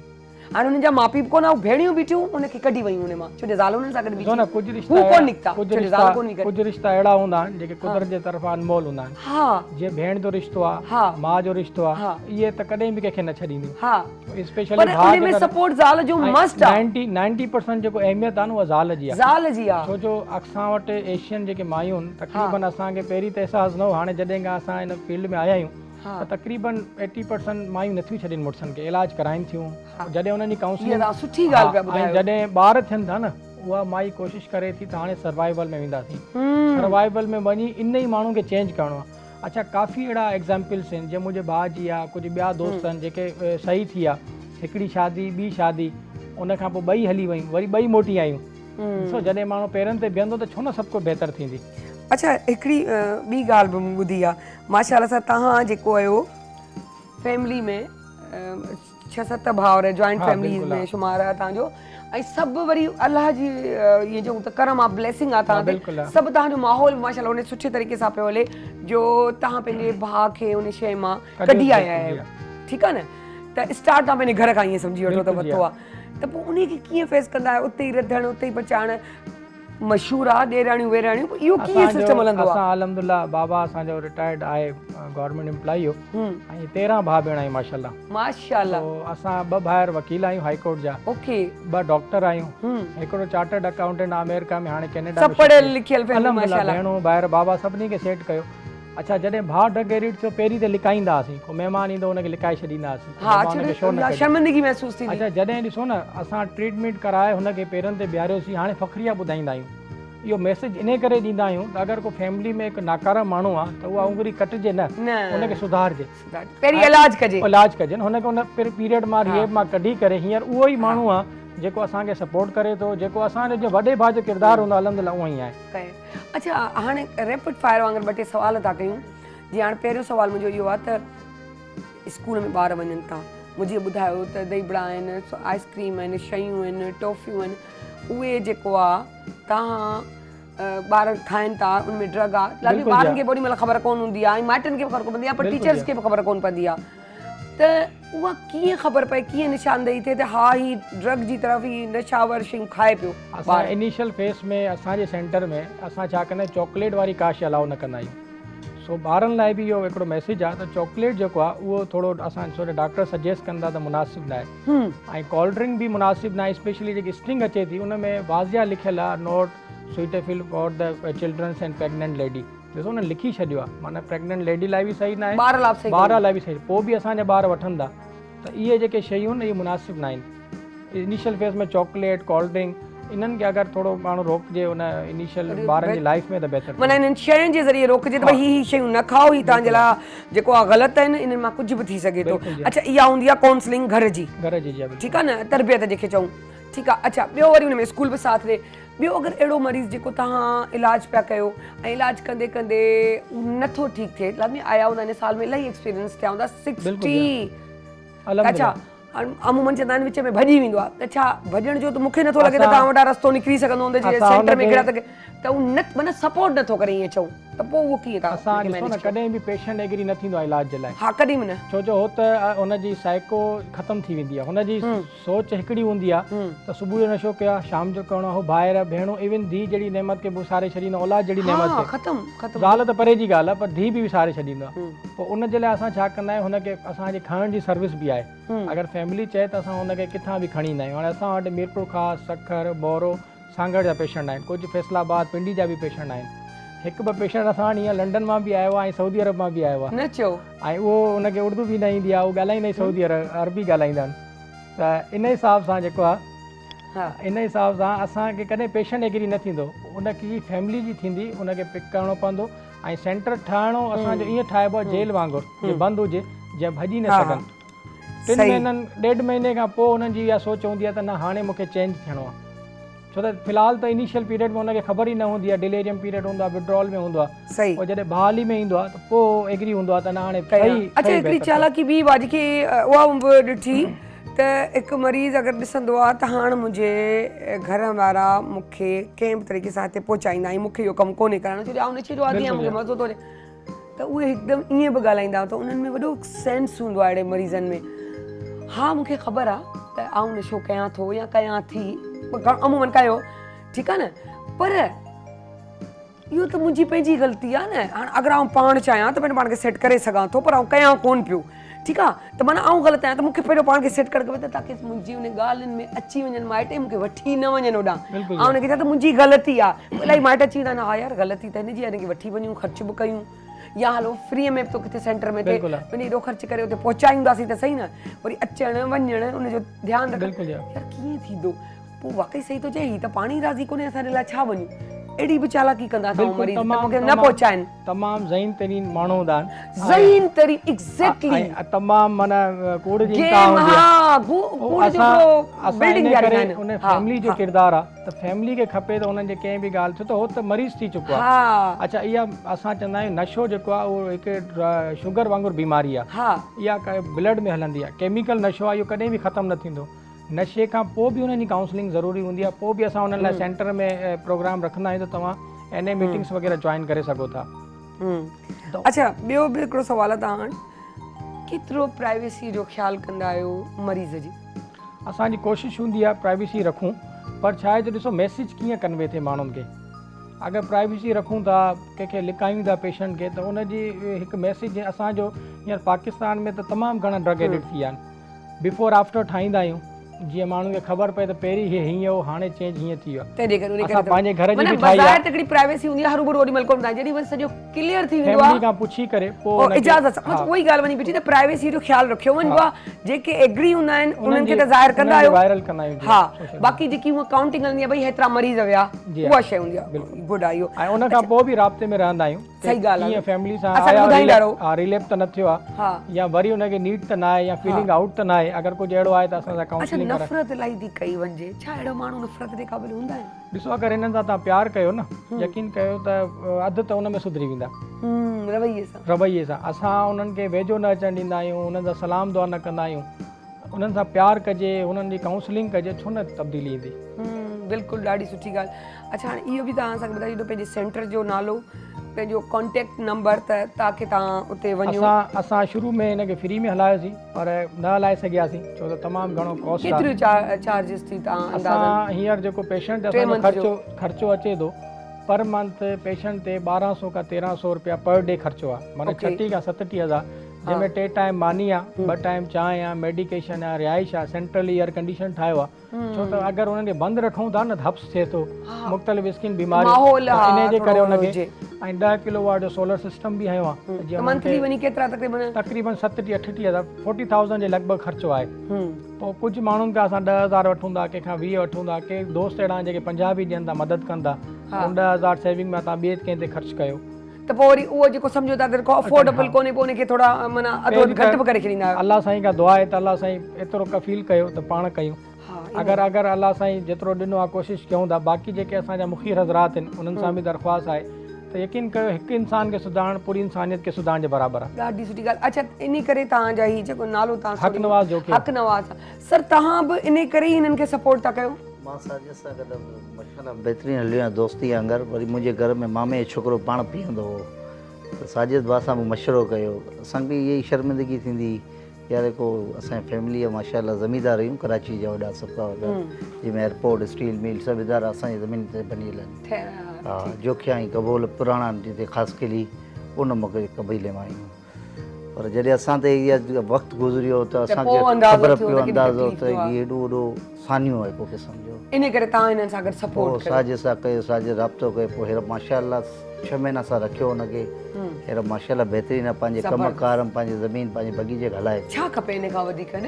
हिन पर खां पोइ वधीक उन ते माइट चेक एंड बैलेंस ज़रूरी रखंदा की बिल्कुलु तव्हां बिल्कुलु चेक एंड अच्छा तव्हां नंबर पंहिंजो ॿुधाए छॾियो त पोइ असां वञूं नंढड़ी साईअ जी तरफ़। जी न असांजो नंबर आहे 0315 402 9978। वरी रिपीट कयां थो 0315 402 9978। ज़बरदस्त, thank you so much Sajid.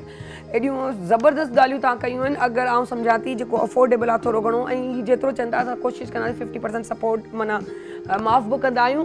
सो तव्हां हिन सां ज़रूरु राब्तो कजो ऐं हिननि खे सपोर्ट कजो जेके अफोर्डेबल आहिनि उहे हिननि खां बिल्कुलु जेको आहे तावन कनि। छो जे उहोई साजिद जी ॻाल्हि खे कंटिन्यू कंदसि त हिकु पंहिंजी जान बचाइणु, इंसानियत पूरीअ खे बचाइणु आहे त इहा इंसान बचाइणी आहे न। जेकर उहो ज़िंदा बि आहे त सम्झ साह पियो खणे ॿिए त कंहिं कम जो ई कोन्हे उहो मरीज़ असांजे। पर जेकर उहो सुठो थो थी वञे त उहो पंहिंजी फैमिलीअ खे सपोर्ट थो करे अॻियां थो वधे। ऐं तव्हांखे ॿुधाए थी छॾियां त असांजो राति जो 11 बजे रिपीट थींदो ही प्रोग्राम ऐं यूट्यूब ते बि असां अपलोड कंदा आहियूं मॉर्निंग एट PTV नेशनल जे नाले सां। तव्हां अगरि कंदव त तव्हांखे यकीन कयो त तव्हां आराम सां ॾिसी सघो था। लाइक बि कजो, शेयर बि कजो ऐं सपोर्ट बि कजो असांखे बि, छो जो तव्हांजे ई माण्हुनि जे करे ई असां वेठल आहियूं ऐं उन जो ई असांखे रिज़ल्ट मिलंदो आहे। ऐं गॾोगॾु आउं चाहींदसि त हिन जेको आहे सेंटर खे बि सपोर्ट कयो। छो कयो?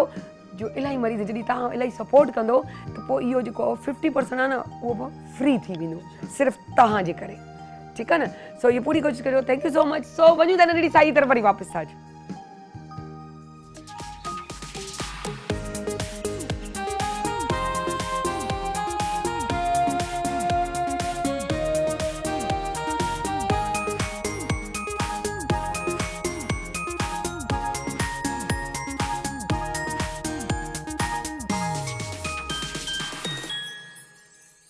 वेलकम बैक जी। तव्हांखे मज़े जी ॻाल्हि ॿुधाईंदी हलां त अॼु असां वटि हिकु ॾाढी प्यारी हिकु ख़ूबसूरत आर्टिस्ट बि मौजूदु आहे ऐं गॾु में गॾु रूह खे राहत ॾियणु ऐं हू चवंदा आहिनि जेकी आहे मौसीक़ी रूह जी ग़िज़ा आहे त उहा ग़िज़ा बि असां पाण सां गॾु रखी आहे। ऐं ग़िज़ा खे असां अहिड़ो कैप्चर कयो आहे जो हींअर हाल फिलहाल आउं पाण बाग़ लॻी पई आहियां। को दौरो को टाइम हो स्टार्ट हो असांजो बाबा कैप्चर कर। मूं ॾिठो आहे सोशल मीडिया ते हिन माण्हूअ खे आणियो कुझु बि थिए। अच्छा कीअं छा आहे लॻे न्यू यूथ आहे ऐं यूथ अहिड़ी जंहिंखे PTV जी ख़बर ई न हुई त PTV छा हूंदो आहे। ठीकु आहे। पंहिंजी माउ सां ॻाल्हाइनि वरी चयनि हुनखे त बाबा हा मियां आऊं PTV ते पियो। PTV ते पुटु तूं वञी पियो? हा। अच्छा माना जी ओॾी महिल मूंखे ईअं थियो टंग टंग टंग घंटी वॼणु लॻी। घंटी कहिड़ी त यार PTV का शइ आहे। आऊं सम्झां थो त शायदि प्राइवेट ई कुझु हूंदो पर सभु कुझु त PTV आहे। यानी कि अम्मा पई चए, ठीकु आहे, अम्मा पई चवे ऐं सॼी फैमिली पई चए त यार तूं PTV ते पंहिंजे तोखे PTV ते ॾिसंदासीं। यानी कि PTV एॾो अहमियत रखे थो पर अॼु जी यूथ खे असांजी कंहिंखे ख़बर कोन्हे। पर उन यूथ खे असांजो ही प्रोग्राम जेको मॉर्निंग शो शुरू थियो उनखे कनेक्ट करे छॾियो हर उन यूथ जे ॿार खे त जेको बि तव्हांजो टैलेंट आहे तव्हां अचो असां तव्हांखे इहो प्लेटफॉर्म ॾींदासीं ऐं चाहींदासीं त तव्हां सुठे खां सुठा कम कयो। पर उन सां गॾोगॾु हिकु ख़ुशी मूंखे ॿी वठी आहे। छो जो ॾिसो तव्हां नंढपण में यंग यूथ जेके छोकिरियूं आहिनि अचनि थियूं कंहिं फील्ड में कंहिं कम में ज़बरदस्त हींअर उहो ई ट्रेंड हले पियो। ॿार पढ़नि पिया ऐं अचनि पिया वधनि पर ख़ुशी उन वक़्तु थींदी आहे हिकु माउ पंहिंजे घर जी सॼी ज़िमेदारी पूरी करे। तूं हीअं बि नथी करे सघीं, तूं हीअं बि नथी करे सघीं, तूं हीअं बि औरत ते इहो प्रेशर घणो हूंदो आहे। ठीकु आहे। पर जॾहिं उहा शादीशुदा थी वई हुन पंहिंजा ॿार ॼणिया हुन पंहिंजी फैमिलीअ खे पूरो सपोर्ट कयो उनखे इन क़ाबिल करे छॾियो त हाणे बाबा तूं इन लाइ कहीं पर हाणे मुंहिंजी ज़िंदगी आहे आऊं छा आहियां, मुंहिंजी अहमियत छा आहे, मुंहिंजी हैसियत छा आहे, मुंहिंजी ख़्वाहिशूं छा आहिनि, ऐं छा थी करे सघां, छो नथी करे सघां ऐं जे करे थी सघां त छो न कयां। Why not me? मूंखे छो नथा इजाज़त ॾियो, मूंखे छो नथा छॾियो। ऐं त हाणे तव्हांखे पाले चुकी आहे, वधाए चुकी आहे।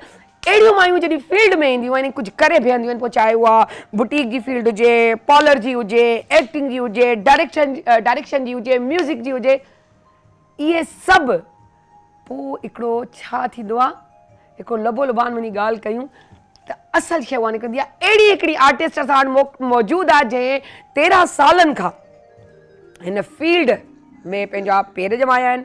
उर्दू मीडिया सां हुननि जो तालुक़ु आहे, PTV सां हुननि जो स्टार्ट आहे, दश्ते तन्हाई हुननि जो पहिरियों ड्रामो आहे ऐं माशाल्लाह तव्हां हुननि जो फेस ॾिसंदो त सुञाणे वेंदो त केरु आहे। जी ऐं तव्हांखे नालो थी ॿुधायां, हाणे देरि नथी कयां। सोफिया ख़ान, अस्सलाम वालेकुम सोफिया, कीअं आहियो तव्हां? वालेकुम अस्सलाम। कीअं त सम्झ में ईंदो हूंदो कीअं आहियो तव्हां? ठीकु आहियो, ज़बरदस्त आहियो, गुड आहियो, है न? ॾिसो एतिरो सिंधी सम्झ में अचे थो। ऐं असां वटि मौजूदु आहिनि असांजे जेको आहे मौसीक़ी रूह जी ग़िज़ा आहे, अरसलान शेख। सो अरसलान बि मौजूदु आहिनि। सो अस्सलाम वालेकुम अरसलान, कीअं आहियो तव्हां? ज़बरदस्त न? हिन कल्ह जॾहिं मुंहिंजो स्टार्ट ई सिंधीअ खां आहे, माना मुंहिंजी पहचान जेकी चइजे उहा हितां खां ठही आहे। सही, हालांकि उर्दू में तव्हां शुरू कयो, पर चवंदा आहिनि अलाह साईं जे ॻाल्हि ते राज़ी हुजे। सो तव्हां वायरल थिया सिंधी गाने सां, त उते ई असां तव्हांखे खयूं। त हीउ सुठो छोकिरो आहे, हिनखे सॾणु घुरिजे पंहिंजे प्रोग्राम में। बहरहाल पंहिंजे प्रोग्राम जो आगाज़ था शुरू कयूं ऐं स्टार्ट था कयूं। सोफिया, मैंने स्टार्ट में ये कहा, पता नहीं आप समझिए नहीं, मैंने कहा एक होता है कि एक लड़की आती है, बच्ची आती है। आजकल तो बच्चियां माशाल्लाह इतनी ज़बरदस्त तरीके से आगे बढ़ रही हैं, लेकिन जो आप कह रही हैं कि 13 साल हुए थे, यानी उससे पहले आपकी शादी हुई थी, बच्चे थे, उनको संभाला, नहीं आती हमारी लेडीज़। लेकिन आप इत्तफ़ाक़न आ भी गई, ना सिर्फ आ गई, वो भी शादी के बाद। ये बहुत बड़ी बात है एक लेडी के लिए कि आप बुटीक का काम भी कर सकती थी। आप कोई बुटीक में चला जाता है आफ्टर मेरी कि भाई अब मैंने पाल लिया है, अब आप बड़े हो गए, अब मेरी भी जिंदगी है, मुझे भी जीने दो। और वो जिंदगी के 4 दिन बढ़ते जाते, एक खुशी जो है ना आपको जवान रखती है, खूबसूरत रखती है और प्यारा रखती है। बिल्कुल। और जब दिल खुश होता है तो बच्चों से भी। तो ये कैसे हादसाती मैंने सुना है कि आप आ गई, ये कैसे, वो भी ये फील्ड आप चाहती बुटीक भी खोल सकती थी, पार्लर भी खोल सकती थी। हमारे यहाँ मेरे पूरे खानदान में किसी ने भी, कोई भी इस फील्ड में नहीं आया। मैं वाहिद थी। मैं आई, फिर उसके बाद और बच्चों ने मीडिया साइंस पढ़ा, मीडिया साइंस पढ़ के कोई डायरेक्शन की तरफ चला गया, कोई आर्टिस्ट, कोई वॉइस ओवर। आप जब फर्स्ट टाइम कोई काम कर रहे होते हैं तो वो सही करना और गलत करना आपके ऊपर खुद पर होता है कि या तो आप सही रास्ते इख्तियार करें या आप गलत रास्ता इख्तियार करें। ये तो आपके ऊपर है, ये आपके अपने ऊपर होता है। इस फील्ड में कैसे आना हुआ? एक दफ़ा बस यहीं पीटीवी के सामने से ही गुजर रहे थे कि ऑडिशन दे देती थी, तो सोचा कि यहाँ पर ड्रामे बनते हैं तो देखना चाहिए ड्रामे किस तरह बनते हैं। तो जब यहाँ पर आए तो काजिम सर से मुलाकात हुई। तो कैसे अंदर आई? यहाँ तो सुना है नहीं, कि उन्होंने लोग कहा तड़पते रहते थे बाहर खड़े होकर, उन्होंने कहा कि आप कोई अपना मौका मिल जाए। NIC जमा कराएं और आप किस लिए आना चाहती हैं ये बताएं। तो मैंने कहा कि ये देखना चाहते हैं कि ड्रामे किस तरह बनते हैं। अच्छा, ये जुमला कहा आपने। तो उन्होंने कहा चलें ठीक है, अगर आपका NIC है तो आप जमा करा दीजिए। NIC काउंटर पे जमा कराया, उन्होंने अंदर आने दिया, सीधा उन्होंने काजिम सर के पास भेजा कि भाई ये ड्रामे देखना चाहती हैं। अच्छा, आप काउंटर पे आई हैं, कहा है कि मुझे किसी डायरेक्टर से बात करवाएं। जी ना कहें जी। और उन्होंने इतना आसान तरीका यहाँ पर आने का कि कोई परेशानी, कोई मुश्किल नहीं हुई। लेकिन तरीके कार आना चाहिए। बिल्कुल, आप सही रास्ते से, सही वे से जाइए तो आप क्या कुछ नहीं कर सकते, सब कुछ कर सकते हैं, सब कुछ कर सकते हैं। मेरी शादी हुई 15 साल की उम्र में और शादी के बाद मैंने शायद 15 ही साल के बाद मैंने ये ज्वाइन किया मीडिया।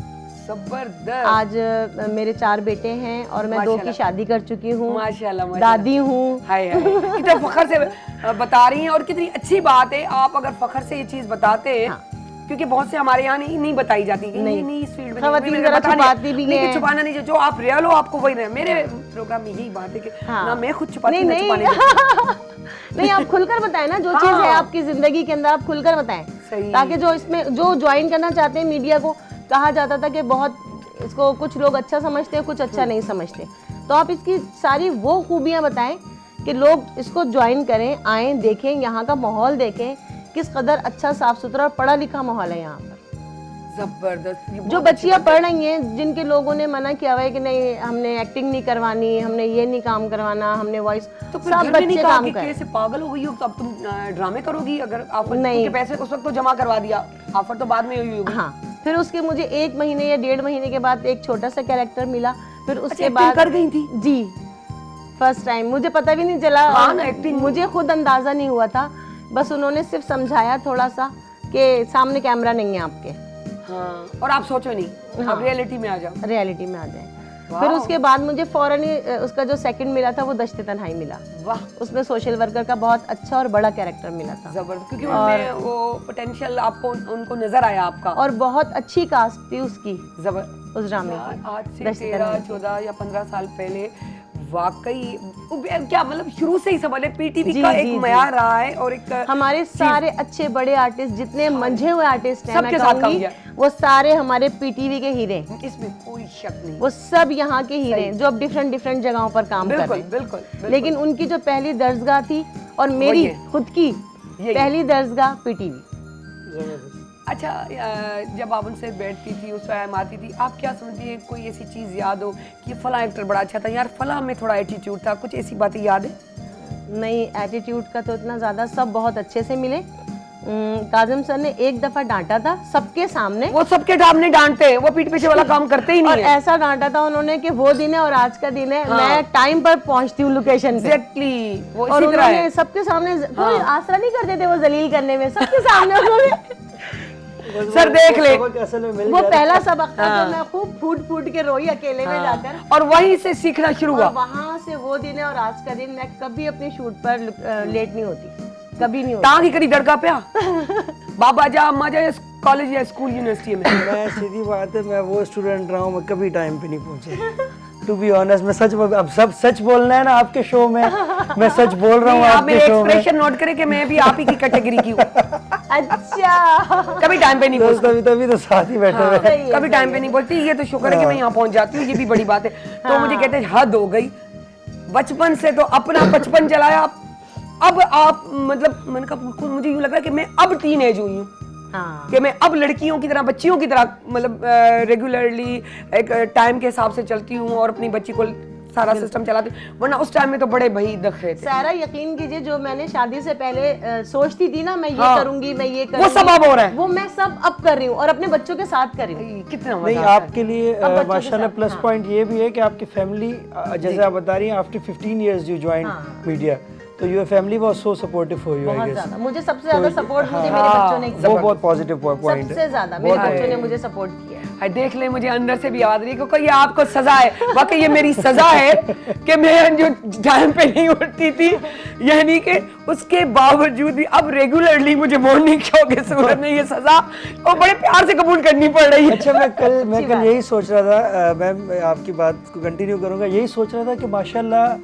क्या एनर्जी है आपकी। Hi thank U. और हम इतने मतलब नौजवान होके और एक सीधी नहीं ओके मतलब स्टूडेंट की बात कर रहा हूँ, स्टूडेंट होके भी मुझसे नहीं उठा जाता, टू बी ऑनेस्ट। नहीं ये बात तो सच है, मैं लेकिन गलती में माशाल्लाह आपसे बड़ी हूँ, गलती में आपसे बड़ी हूँ, अल्लाह इतनी आपकी भी नहीं एनर्जी हूँ को यार, कंटिन्यू ऐसे तो रखे। आमीन आमीन। अच्छा ये भी होता है, हमारी स्क्रीन हमें बहुत बड़ा दिखा रही होती है। अमूमन ये होता है, हम सुनते थे कि मैंने खुद भी ये जुमला कहा है हमारे सीनियर्स को, आप तो बहुत यंग और छोटी है, आप स्क्रीन में तो बहुत बड़ी नजर आती है। और यही जुमले आज मुझे सुनने को मिलते हैं कि आप स्क्रीन में तो बहुत बड़ी नजर आती हैं और सामने। अब थैंक यू यार, ये आप बचा करते रहे क्योंकि हमारी एनर्जी डेवलप होती रहेगी और हम बड़े अच्छे काम करते रहेंगे।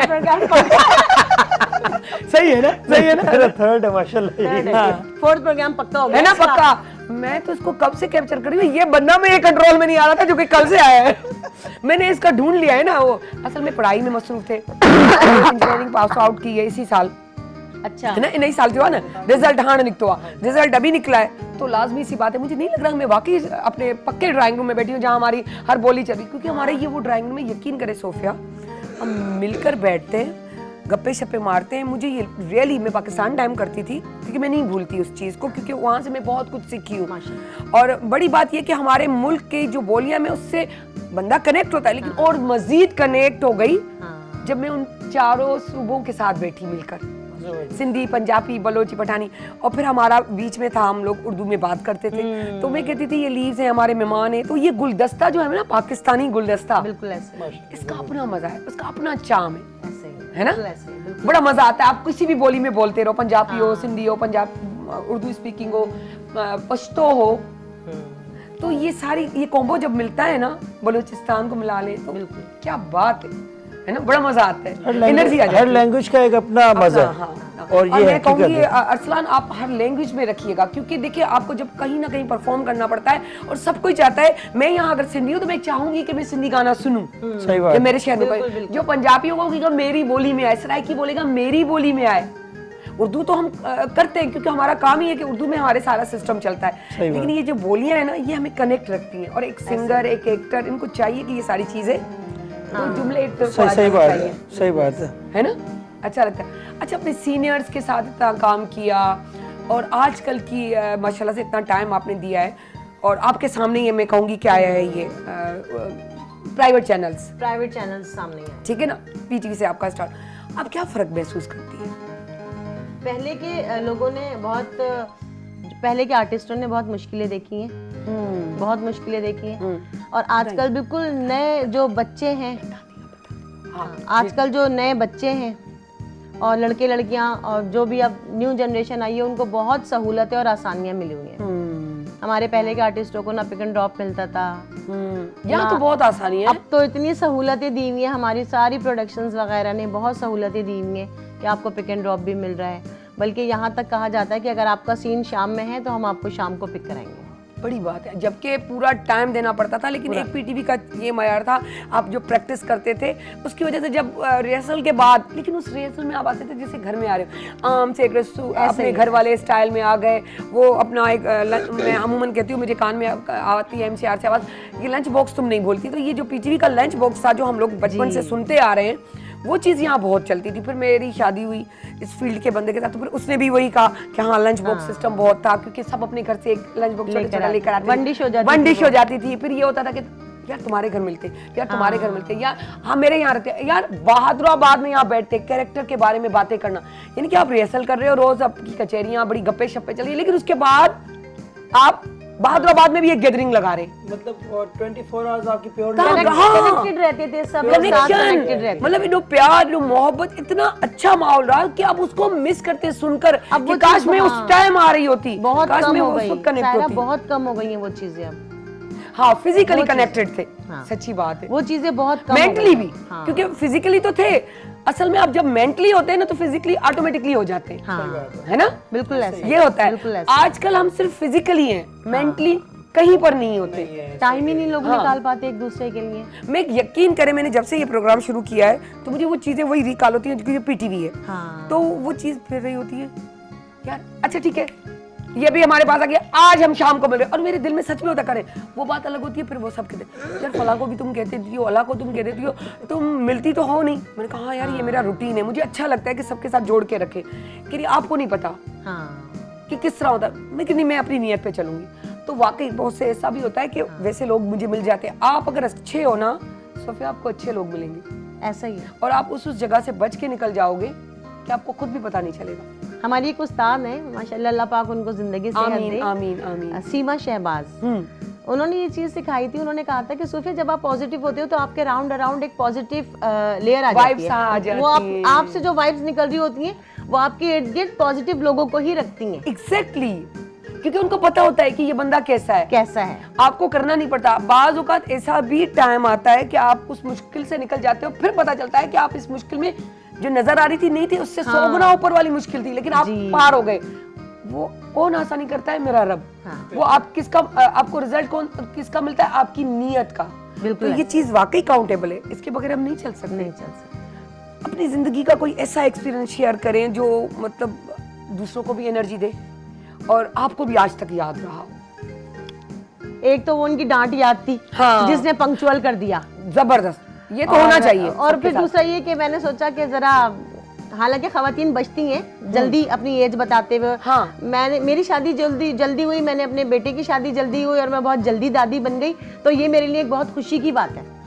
और इससे मैं बड़ा अपने आप को कभी कभी बहुत ज्यादा एनर्जेटिक फील करती हूँ। अच्छा, अगर हम झूठ भी बोल दें तो सच ये हमारी स्किन, अच्छा समझ आती थी बात, लेकिन एक होता है वक्त वो बहुत अच्छी चीज समझाता है और क्लियरली समझाता है। ऐसा ही है। अब मैं सोचती अच्छा बड़ा तो लगता है, लेकिन ये अपने आप को टिप टॉप बहुत से लोग रखते हैं, करते हैं, तो वो तो जवान लग रहे हैं तो ये तो छोटे होंगे या तो बहुत बड़े होंगे, ये होता है। नहीं, ये जो स्किन है ना, आप कितने भी यंग लगो, लेकिन स्किन बताती है कि आपकी इस एज के अंदर हो, ये वाला इस एज के अंदर है, ये वाला इस एज के अंदर इन हो रहा है, ये इस तरफ है। ये सारी चीजें आपका फेस, आपकी आंखें, आपका स्टाइल, आपका तरीका, आपका तजुर्बा सब बयान कर रहा होता है। सब बता देते हैं। बिल्कुल ऐसे ही। अंदर से जवान हो। अंदर से जाओ, एग्जैक्टली। हाँ, दिल जिंदा होना हाँ, चाहिए। नहीं हम जवान हैं, अंदर से ऐसा ही बच्चा हो। हाँ ऐसा ही है। हाँ, हम बच्चे को कर सकते हैं, हम जब बूढ़े हो जाएंगे तो हम कहेंगे अंदर से जवान हो। जब मैं हो जाऊंगी ना कोई 55 साल की या 60 साल की, तो फिर मैं कहूंगी अंदर से इंसान को जवान हो जाए। अब तो हम बीच में चल रहे हैं बच्चा, ऐसी बात Middle age में अभी, हाँ, middle मिडिल age एज में, में, middle अच्छी age एज में चल रहे हैं। अभी middle नहीं में, नहीं, ज़्यादा आगे नहीं सॉरी जाओ। सोफिया, आप होंगी मिडिल में, मैं बड़ी मुश्किल से अभी 30 के करीब पहुंची हूँ, खींच खींच के। जी सही है सही है। Hello hello hello. अच्छा, सो बहरहाल ये मिठड़ी मिठड़ी ॻाल्हियूं असां कचहरी कयूं थी, छो जो असां सूफ़िया के इहो कैसे स्टार्ट हुआ, क्यों हुआ, तुमने क्या किया, नहीं, दिल को दिमाग को रिलैक्स करे। हमारे प्रोग्राम का मतलब कोई सवाल नहीं होते, कोई सवाल जस्ट ऐसे रख देते हैं, क्योंकि हमें खुद नहीं पता होता, हर किसी के बोलने का स्टाइल ये होता है, तो हम उसके तरह लिहाज से हम कर लें। हमारी कंटेंट हेड जो है शैलीन और सना जो है मिक्स करके जब ये काम करती है तो बड़ा अच्छा करती हैं और उसका रिजल्ट आपके सामने होता है। सो मैंने हमेशा कहा है मैं टीम वर्क के काम करती हूँ। हमारे प्रोड्यूसर साहब माशाल्लाह से शकील, वो भी हमें बड़ा साथ देते हैं, हमारा मुन्ना भाई, हमारे कैमरामैन, हमारे म्यूजिशियन, मैं हमेशा बात करती हूँ उनकी, ये सारे एक टीम वर्क है। सो आपको कैसा लगा मॉर्निंग शो में हमारे आकर? बहुत अच्छा लगा, है? बहुत ज्यादा, बहुत बस आप तारीफ कर दो मेरी बस। ज्यादा। वो तो मैं जब से आई हूँ, जब से कर जस्ट जोकिंग यार, नहीं बहुत अच्छा लगा, नहीं बहुत मैंने अच्छा। आपको ये बात बोली है, मैंने कहा माशाल्लाह नहीं, अल्लाह पाक आपको ठीक है, जिंदगी हाँ। सेहत दे। हाँ। बिल्कुल, और ठीक है। इसी तरह आप शो करती रहिए Thank अच्छे इसी तरह अच्छे बिल्कुल आप लोगों को बुलाते रहिए, आर्टिस्टों को बुलाते थैंक रहिए, यू थैंक सिंगर्स को यू। बुलाते हाँ रहिए। बिल्कुल, ये प्लेटफॉर्म है ही उनके लिए, तो thank you so much Sophia. फिर इंशाल्लाह मौका मिला जरूर आपको दोबारा बुलाएंगे, बहुत मजा आया। लेकिन कहेंगे कि ब्रेक से जाने से पहले हमें अरसलान क्या सॉन्ग सुनाते हैं? जी Song आपको सुना जी, देते हैं। सॉन्ग सुनाइए, तो हम ब्रेक पे जाएंगे।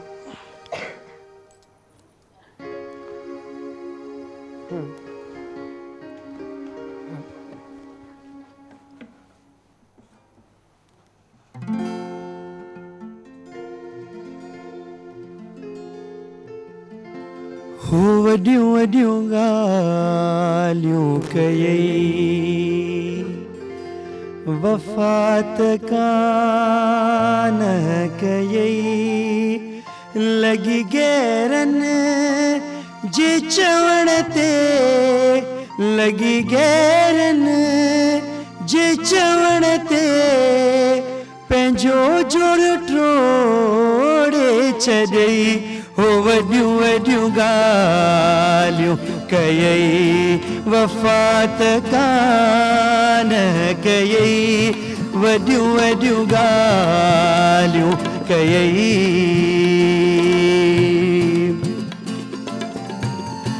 दिलासा तूं मूंखे ॾिना, कसम बि कूड़ा कया, मुंहिंजी दिलि खे रिझाइण लाइ, मुंहिंजी दिलि खे रिझाइण लाइ, रुगो मूंसां कूड़ हयई।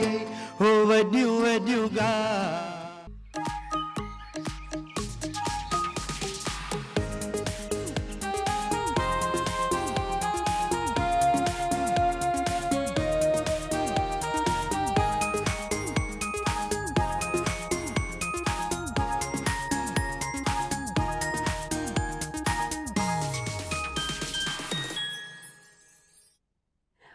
अस्सलाम वालेकुम, सॉरी मुझे वेलकम बैक।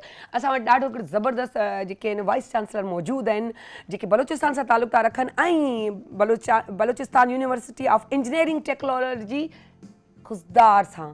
सो 20 सालनि जो उन्हनि खे तजुर्बो आहे, वधीक ॻाल्हियूं उन्हनि खां ई कंदासीं। वेलकम था कयूं डॉक्टर सोराब ख़ान वज़न जो वाइस चांसलर खुसदार यूनिवर्सिटी जा। अस्सलाम वालेकुम सर, तव्हां कीअं आहियो? खैरियत से, आप ठीक ठाक हैं? अल्हम्दुलिल्लाह फर्स्ट क्लास। आप अपनी जर्नी अपनी ज़ुबानी शेयर करें हमसे। देखें, अगर मैं अपनी जर्नी की बात करूं कि यहाँ तक मैं कैसे पहुँचा, तो असल में मैं एक ऐसी फैमिली से बिलोंग करता हूँ कि मोस्टली जिनके आबा अजदाद या जितने हमारे बुज़ुर्ग थे, जी जी जी, वो मोस्टली या तो पॉलिटिक्स में चले गए, या तो बिज़नेस सेक्टर में चले गए, या कुछ ऐसे लोग थे जिनकी थोड़ी बहुत ज़मीनें थी तो वो ज़मींदारी में लग गए जी। तो मेरे ख्याल में मैं अपनी फैमिली में उन रेयर लोगों में हूँ जो कि जॉब्स कर रहे हैं, और पर्टिकुलरली गवर्नमेंट फेस भी किया होगा इस वजह से, Definitely. पागल हो, दिमाग खराब है।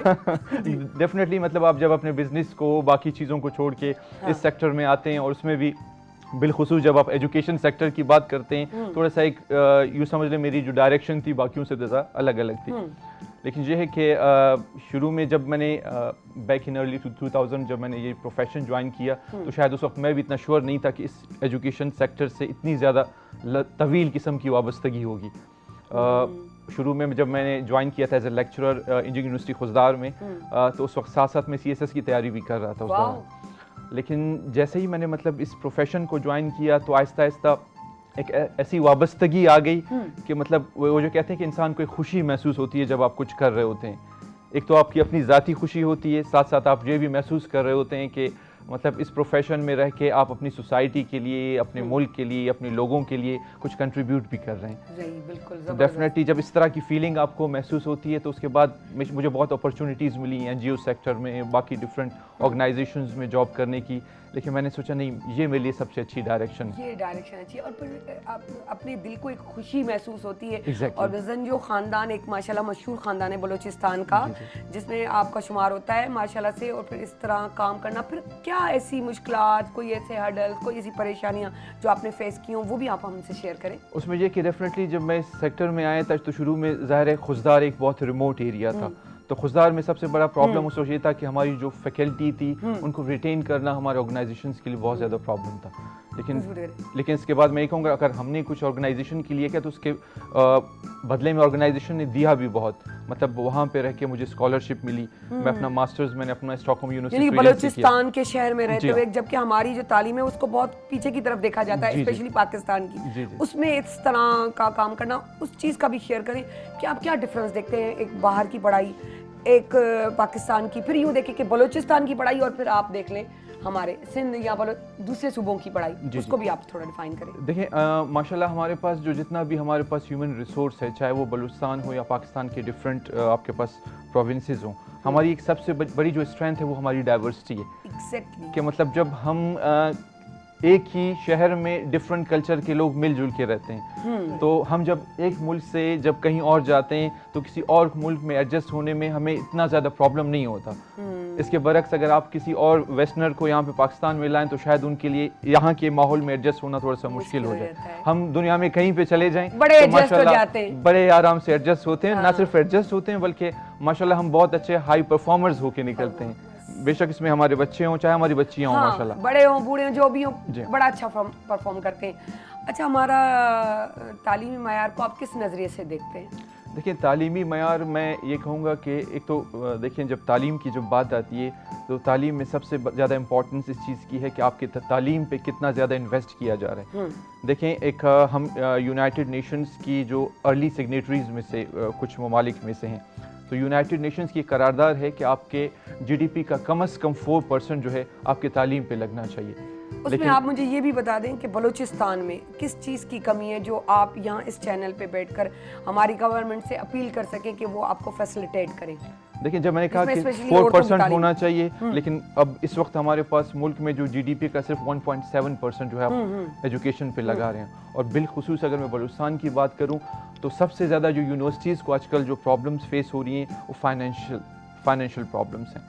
कि मतलब आपके पास यूनिवर्सिटीज़ और पर्टिकुलरली जब आप पब्लिक सेक्टर यूनिवर्सिटीज़ की बात करते हैं तो उन यूनिवर्सिटीज़ को चलाने के लिए डेफिनेटली आपको गवर्नमेंट की तरफ से बहुत ज़्यादा सपोर्ट की ज़रूरत होती है। बहुत ज़रूरत होती और है, सही। आजकल की कंडीशंस में जब हमारे मुल्क की अपनी इकोनॉमिक कंडीशंस इतनी अच्छी नहीं है, क्योंकि मोस्टली हमारे पास फंडिंग के सोर्सेज या तो हायर एजुकेशन कमीशन पाकिस्तान है या हमारे पास बलूचिस्तान गवर्नमेंट है, लेकिन जो हमारे पास हायर एजुकेशन कमीशन का जो बजट हमें मिलता है ये 2017-18 से स्टेगनेंट है। जो बजट हमें 2017 में मिलता था आज के दिन तक भी हमें वही बजट मिल रहा है। तो और इन्फ्लेशन रेट करेंगे हमारी गवर्नमेंट से तो इंशाल्लाह। देखा जाए कि हर चीज़ तो हो रही है, कहते हैं वो किसी कौम को अगर बनाना हो तो एजुकेशन पे इन्वेस्ट करना चाहिए, बिगाड़ना हो तबाह करना हो तो एजुकेशन से आपको इन्वेस्टमेंट खत्म करनी चाहिए। लेकिन जहाँ पर इतना कुछ हो रहा है आई गेस 4% इज लाइक कि वो तो गवर्नमेंट कर सकती है स्पेशली एजुकेशन इंस्टीट्यूट्स पर। तो ये तो बेसिक राइट है स्टूडेंट्स के लिए भी। हम खुद जैसे स्टूडेंट्स हम अब यहाँ टीचर और स्टूडेंट साथ बैठे तो वो अपनी जुबान की अपनी ही बात करेंगे, यही गालू कंधा। अच्छा, मेंटल हेल्थ पे रोशनी डालिएगा। देखिए मतलब मेंटल हेल्थ की इम्पोर्टेंस बहुत ज़्यादा है। देखिए आप बेशक अगर आप हम जब नॉर्मली बात करते हैं तो हेल्थ की बात करते हैं तो उसमें बहुत फिजिकल मेंटल दोनों आप इन एक दूसरे से इनको अलग कर नहीं सकते। अगर आप मेंटली स्ट्रांग नहीं हैं आप फिजिकली वैसे ही वीक हो जाएंगे। एग्जैक्टली बिल्कुल सही। जब तक यहाँ काम नहीं कर रहा, अंदर काम नहीं कर रहा, आपका बाहर का नजर नहीं आएगा। बाहर का नजर नहीं और वो जो आएगा। बाहर अंदर जो खराब हो रहा है वो आपके फेस पे नजर आना शुरू हो जाएगा। एग्जैक्टली और इसी तरह अगर आप फिजिकली जब तक खुद को स्ट्रांग नहीं करेंगे आपकी मेंटल वो जो कहते हैं कि अगर आप फिजिकली स्ट्रांग नहीं है जो मेंटल सुकून है वो जो इमोशनल डेवलपमेंट है वो आपकी नहीं हो पाती। तो ये दोनों एक दूसरे से डेफिनेटली रिलेटेड है चाहे आप किसी भी सेक्टर में हो कुछ भी कर रहे हैं। फंडिंग कम है जी बहुत मुश्किल, वो आटे में नमक के बराबर यूँ कह सकते हैं। लेकिन फिर अपने यूथ को किस तरह आप संभाल सकते हैं, उनके लिए किस तरह के काम कर रहे हैं? देखिए मैं ये समझता हूँ कि हमारी जो यूथ है यूनिवर्सिटीज़ में पर्टिकुलरली जो हम उनको पढ़ा रहे हैं, सबसे जो इम्पोर्टेंट है आजकल हमारे पास दुनिया जा रही है स्किल्स की तरफ। कि मतलब हमें आजकल अगर मैं बलूचिस्तान की बात करूँ तो खुजदार इस वक्त आपके पास एक स्ट्रेटेजिक लोकेशन पे यूँ कहें ये CPEC का हब है जो कि आपके गवादर फोर्ट को पाकिस्तान की तमाम सेक्शन से कनेक्ट कर रहा है। In future it's going to be the industrial hub of Pakistan. Exactly. तो जब इंडस्ट्रियल हब की आप बात कर रहे हैं तो वहाँ की यूथ को इवन हमारे पाकिस्तान की डिफरेंट जो यूथ है उन सब को वहाँ पे आपके पास उन सब को आपके पास स्किल्ड ह्यूमन रिसोर्स की ज़रूरत है। तो हमें जो चाहिए इस वक्त जो यूथ के लिए जो सबसे इम्पॉर्टेंट चीज़ है कि डेफिनेटली डिग्री इंपॉर्टेंट है लेकिन साथ साथ आपको अपनी स्किल्स इन्हांस करनी है। स्किल्स और अच्छा टेक्नोलॉजी के लिहाज से अगर हम बात करें तो आप एक किस तरफ जा रही है देख रहे हैं, और फिर पाकिस्तान की देखें, फिर हम देखते हैं बलूचिस्तान की, तो उसमें क्या डिफरेंस देख रहे हैं आप? देखिए अल्हम्दुलिल्लाह हम अपनी इस वक्त बलूचिस्तान को अगर मैं कंपेयर करूं बाकी प्रोविंस के साथ तो मैं यही कहूँगा कि मतलब टेक्नोलॉजी के हिसाब से, क्योंकि टेक्नोलॉजी ऐसी चीज़ है कि आप उसको बेशक किसी भी लोकेशन पे आप उसको एक्सेस करके यूज़ कर सकते हैं। यही सबसे बड़ा एज है टेक्नोलॉजी का। फॉर एग्जांपल जो कोविड की सिचुएशन पैदा हुई हमें एज अ पाकिस्तान हमारे मुल्क को बहुत ज़्यादा प्रॉब्लम्स हुई टेक्नोलॉजी को अडॉप्ट करने में। लेकिन जैसे टेक्नोलॉजी अडॉप्ट की मेरे ख्याल में हम पूरे पाकिस्तान की बहुत फ्यू यूनिवर्सिटीज़ में थे जिन्होंने बहुत जल्दी अपना एक ऑनलाइन सिस्टम डेवलप किया। हमारी यूनिवर्सिटी माशाल्लाह बहुत जल्दी एक सिस्टम पे आ गई कि अब हमारे पास एक ऐसी सिचुएशन पैदा होगी हम किसी सिचुएशन में भी किसी वक्त अपने एक मैनुअल सिस्टम में ऑटोमेशन की तरफ स्विच कर सकते हैं। तो ये एक ऐसी चीज़ है कि टेक्नोलॉजी अगर आप उसको यूज़ करें तो उसके लिए बेशक आप खुजदार में बैठे हों, पंजाब में बैठे हों, कहीं भी बैठे हो, आप उसका साल हाँ बिल्कुल कनेक्ट है। अच्छा एक चीज़ है हमारे यहाँ बचपन से ही होता है पीटी करो गेम्स में, फुटबॉल और स्पोर्ट्स जो बात करें कि जो लड़के होते हैं क्रिकेट की तरफ रुझान देते हैं और लड़कियाँ फुटबॉल वॉलीबॉल या थ्रो बॉल की तरफ देती हैं। अच्छा टेबल टेनिस स्पेशली लड़कियों के लिए, ठीक है, ये गेम्स मैं ये पूछना चाहूँगी, एक तो मैं बलूचिस्तान के लेवल से पूछना चाहूँगी कि उस लेवल से भी बताएं, दूसरा ये बताएं कि कितना ज़रूरी है कि आप फिर यूनिवर्सिटी तक पहुँच जाते हो, क्योंकि माशाल्लाह से आप VC है, तो आप क्या समझते हैं कि यूनिवर्सिटीज़ में भी ये चीज़ जो स्कूल से शुरू होती है बेसिक स्कूल घर की गलियों से जो शुरू होती है वो क्या यूनिवर्सिटी में होना चाहिए कि माइंड फ्रेश रहता है?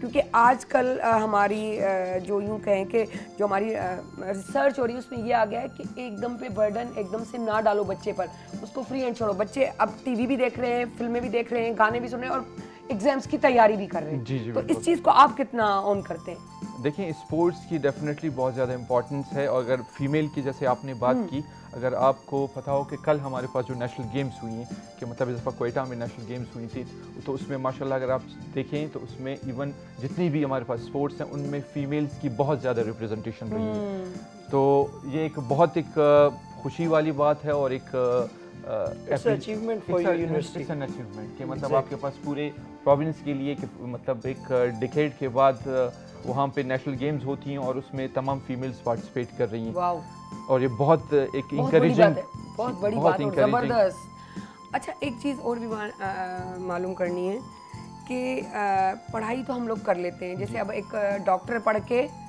उसको पता है कि मुझे ये शोबा अख्तियार करना है, लेकिन बहुत सारे ऐसे जैसे इंजीनियरिंग में एक हमारा स्टूडेंट आया था हमारे एक सब रंग प्रोग्राम में, उसने आकर ये सवाल किया था कि हमें प्रैक्टिकली क्यों नहीं समझाया जाता, वो क्लास दी जाती कि आपको जब आप एग्जाम्स दे दोगे इंजीनियरिंग का या उसका तो आपको यहाँ जॉब जाके करनी है, आपको ऐसे इंटरव्यू देना है, आपको ये करना है, वो चीज़ नहीं मिलती और आपको सैलरी ये चीज़ मिले। तो ये भी मुझे बताइएगा, और साथ साथ मुझे ये बताइए कि कौन सा प्रोफेशन लेना चाहिए बच्चे को कि आगे चल के वो अपने आप को भी संभाल सके, उसका फ़ायदा भी ले सकते और उसको इतना मिल जाए इनकम कि वो अपने घर को भी सपोर्ट कर सके। देखिए, अगर आप जैसे इंजीनियरिंग स्टूडेंट्स की आपने बात की, डेफिनेटली अगर उन्होंने ये बात की है कि इंजीनियरिंग ऐसा प्रोफेशन है जिसमें आपके पास टोटली कॉग्निटिव बेस्ड या थ्योरेटिकल चीज़ों पे आप नहीं चला सकते चीज़ों को। उसके लिए ज़रूरी है कि आपके एक इंजीनियरिंग स्टूडेंट को पता हो कि जब वो यहाँ से निकलेगा तो वो किस इंडस्ट्री में जाएगा। तो सर ये तो एक उनको नहीं देनी चाहिए अवेयरनेस की बहुत क्लास? ज़रूरी है। मैं यही अर्ज़ कर रहा हूँ कि आपके पास जो एक सबसे इम्पॉर्टेंट चीज़ ये है कि आप जब इंजीनियरिंग एजुकेशन में हो स्टूडेंट, तो सबसे जो इम्पॉर्टेंट चीज़ जो उसको हेल्प करती है वो यूनिवर्सिटी में एकेडमिया का इंडस्ट्री के साथ जो लिंकेज है। एग्जैक्टली, ताकि मतलब वो उसको पता चले कि इंटरव्यूज क्या होते हैं, क्योंकि वो एक फ्रेश बच्चा जो पढ़ के जा रहा है उसको आगे का एक्सपीरियंस पता नहीं, उसको पता है मेरा घर, जी, मेरी यूनिवर्सिटी, स्कूल से कॉलेज, कॉलेज से यूनिवर्सिटी, यानी कि मुझे कुछ और नहीं मालूम, ब्लाइंड है। जी जी उसको सब चीज सिखाई जाती आई है। थिंक एक वो जो सेशंस होते हैं ना, इंडस्ट्रियल विजिट्स, जी जी जी वो दे गाइड अस के आप जो पढ़ के आए हो थ्योरेटिकली, हाँ, how to do it in practical work, ठीक है, and how to be with it in practical life. तो वो एक इंडस्ट्री हमने जितना प्रैक्टिस किया था हमारे 4th ईयर में, आई रिमेंबर के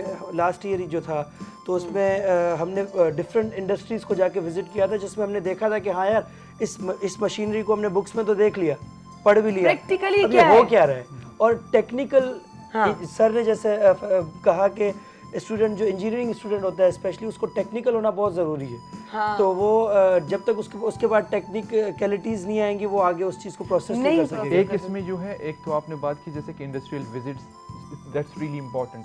एक जो और चीज़ जो हम कर रहे हैं कि हमारे पास जितने भी फाइनल ईयर के स्टूडेंट्स जब ग्रेजुएट कर जाते हैं तो हम यूनिवर्सिटी के एंड से उनके लिए इंटर्नशिप्स अरेंज करते हैं। जबरदस्त। तो ये 3 से 6 महीने तक, इंटर्नशिप। हालांकि universities after your graduation they don't own you actually, जी जी in practical life they don't own Own you, you. मतलब उनके उसके बाद आपको कोई वास्ता नहीं है। नहीं है। You were the student and that was the time जब आप कुछ exactly. इंटर्नशिप वगैरह कर सकते थे, लेकिन if you are doing this sir great. ज़बरदस्त। एक चवंदा आहिनि न, जॾहिं को स्टूडेंट वेंदो आहे तो पंहिंजी स्टूडेंट लैंग्वेज में ॻाल्हाईंदो आहे, तो वो टीचर के समझ में ईंदो आहे। जब वो बातचीत दोनों की चलती है, क्योंकि वो एक स्टूडेंट एक टीचर, तो फिर वो चीज़ बहुत सारी यकीनन हमारे व्यूवर्स भी देख रहे हैं तो वो क्लियर हो रही होंगी, क्योंकि एक स्टूडेंट सवाल कर रहा है। अच्छा, आपने बाहर भी पढ़ा माशाल्लाह से, और यहाँ फिर आप बाहर पढ़े, बाहर भी रुक सकते थे कि भाई मुझे बाहर करना है, लेकिन फिर अपने मुल्क में आना, और फिर ना सिर्फ मुल्क में आना, अपने सूबे में जाना, जी जी। अपने प्रोविंस में जाके उसको सपोर्ट करना, ये चीज़ कैसे, क्या सोच रख के आप इस तरफ देखिए, बढ़े? मैंने कहा कि जैसे अगर हम कुछ कर रहे हैं तो उसके बदले में यूनिवर्सिटी ने उस प्रोविंस में बहुत दिया। हाँ। मतलब बाहर मैं एमएस के लिए स्वीडन गया, स्कॉलरशिप पे गया, पीएचडी के लिए मलेशिया गया, माशाल्लाह। स्कॉलरशिप पे गया। तो एक एंड से जब आपका प्रोविंस, आपकी यूनिवर्सिटी आपको इतना ज़्यादा सपोर्ट कर रही है, तो दूसरे एंड पे आप वहाँ जाके सेटल हो जाएं और वापस ना आके बहुत यहाँ पे बड़ी सोच कंट्रीब्यूट ना करें, तो मेरे ख्याल में ये आपका ज़मीर भी मुतमईन नहीं होगा मुतमईन उस नहीं चीज़ से। होता। और ये वाकई बाज़मीर लोग हैं जो ये चीज़ लेकर, सोच लेके अपने मुल्क को संवारने आते हैं, और असल सुकून है भी अपने मुल्क में। यकीनन यकीनन। सही ना। अच्छा, हम देखते हैं कि हमारे यहाँ चलो मैट्रिक भी हो गया, फर्स्ट स्टैंडर्ड भी हो गया, यूनिवर्सिटीज़ में आ गए, फिर चाहे इंजीनियरिंग हो, मेडिकल हो या यूनिवर्सिटी हो, तो वो आते बहुत सारे डल भी होते हैं। तो फिर आप नहीं समझते कि ये डल स्टूडेंट किसी भी फील्ड का हो, ये आगे चल के बहुत नुकसानात देगा, तो उसको कैसे आप सेट करें कि वो जाए तो इतना तो हो कि वो हाई फाई ना हो, लेकिन एक अपना काम सिंसियरिटी और ईमानदारी से जो है वो निभा सके। देखिए, यूनिवर्सिटीज़ की रिस्पॉन्सिबिलिटी सिर्फ ये नहीं होती कि आप यूनिवर्सिटी में आएँ, क्लास में अपना टीचर आए, लेक्चर दे के निकल जाए। ये लेक्चर, ये चीज़ें वो यूट्यूब से देख सकता है, कोर्सेरा पे जाके अपने कोर्सेज अटेंड कर सकता है। यूनिवर्सिटी का मकसद ही यही होता है कि जब आपके पास एक स्टूडेंट आए तो आपके पास एडवाइजरी, आपके पास करियर काउंसलिंग, इस तरह की चीज़ें होनी चाहिए।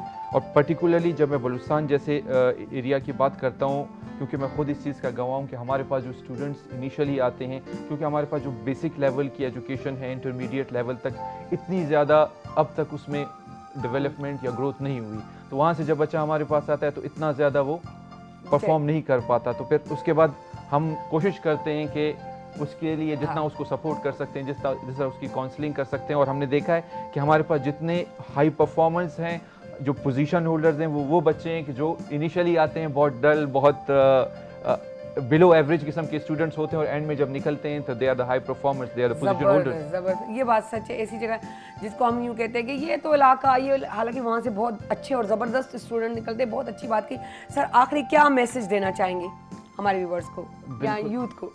डेफिनेटली, क्योंकि यूथ एक ऐसी मैं यही कहता हूँ कि मतलब as a parents, as a society, जैसे मेरे दोस्त ने भी थोड़ी देर पहले बात की कि हमें जो जितनी है हम अपने डेवलपमेंट सेक्टर्स पे इन्वेस्टमेंट करते हैं, बाकी चीज़ों पे इन्वेस्टमेंट करते हैं, अच्छी बात है, लेकिन जो सबसे बड़ी इन्वेस्टमेंट जो हम इस कौम पे, इस यूथ पे कर सकते हैं वो एजुकेशन पे इन्वेस्टमेंट कर सकते हैं। एजुकेशन इन्वेस्टमेंट है हमारी सर, क्योंकि ये भी अभी इसी साल पास आउट हुए हैं इंजीनियरिंग से, तो इंजीनियरिंग स्टूडेंट थे।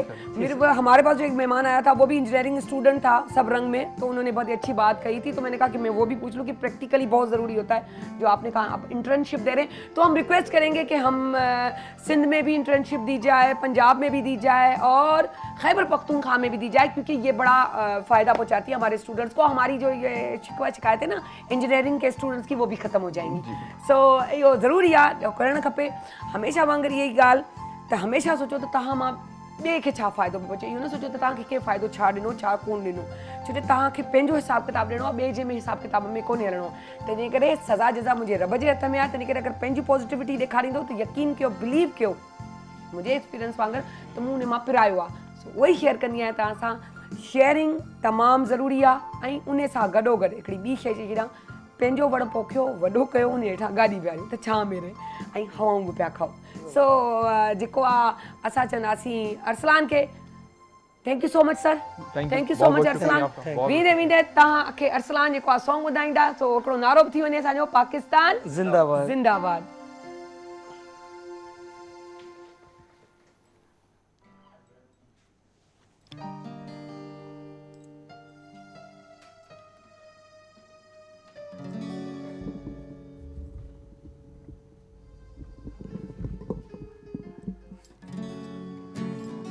हिन दिल जो छा ॿुधायां, खोले मां यार ॻाल्हियूं, टे चार ही त नाहिनि, आहिनि हज़ार ॻाल्हियूं। हिन दिल जो छा ॿुधायां, खोले मां यार ॻाल्हियूं, टे चार ही त नाहिनि, आहिनि हज़ार ॻाल्हियूं। सदमाए सूर सख्तियूं, कावड़ मलाल मूसा, सदमाए सूर सख्तियूं, कावड़ मलाल मूसा, दोराई छो थो दिलबर, दोराई छो थो दिलबर, से बार बार ॻाल्हियूं, टे चार ही त नाहिनि, आहिनि हज़ार ॻाल्हियूं। हिन दिल जो छा ॿुधायां।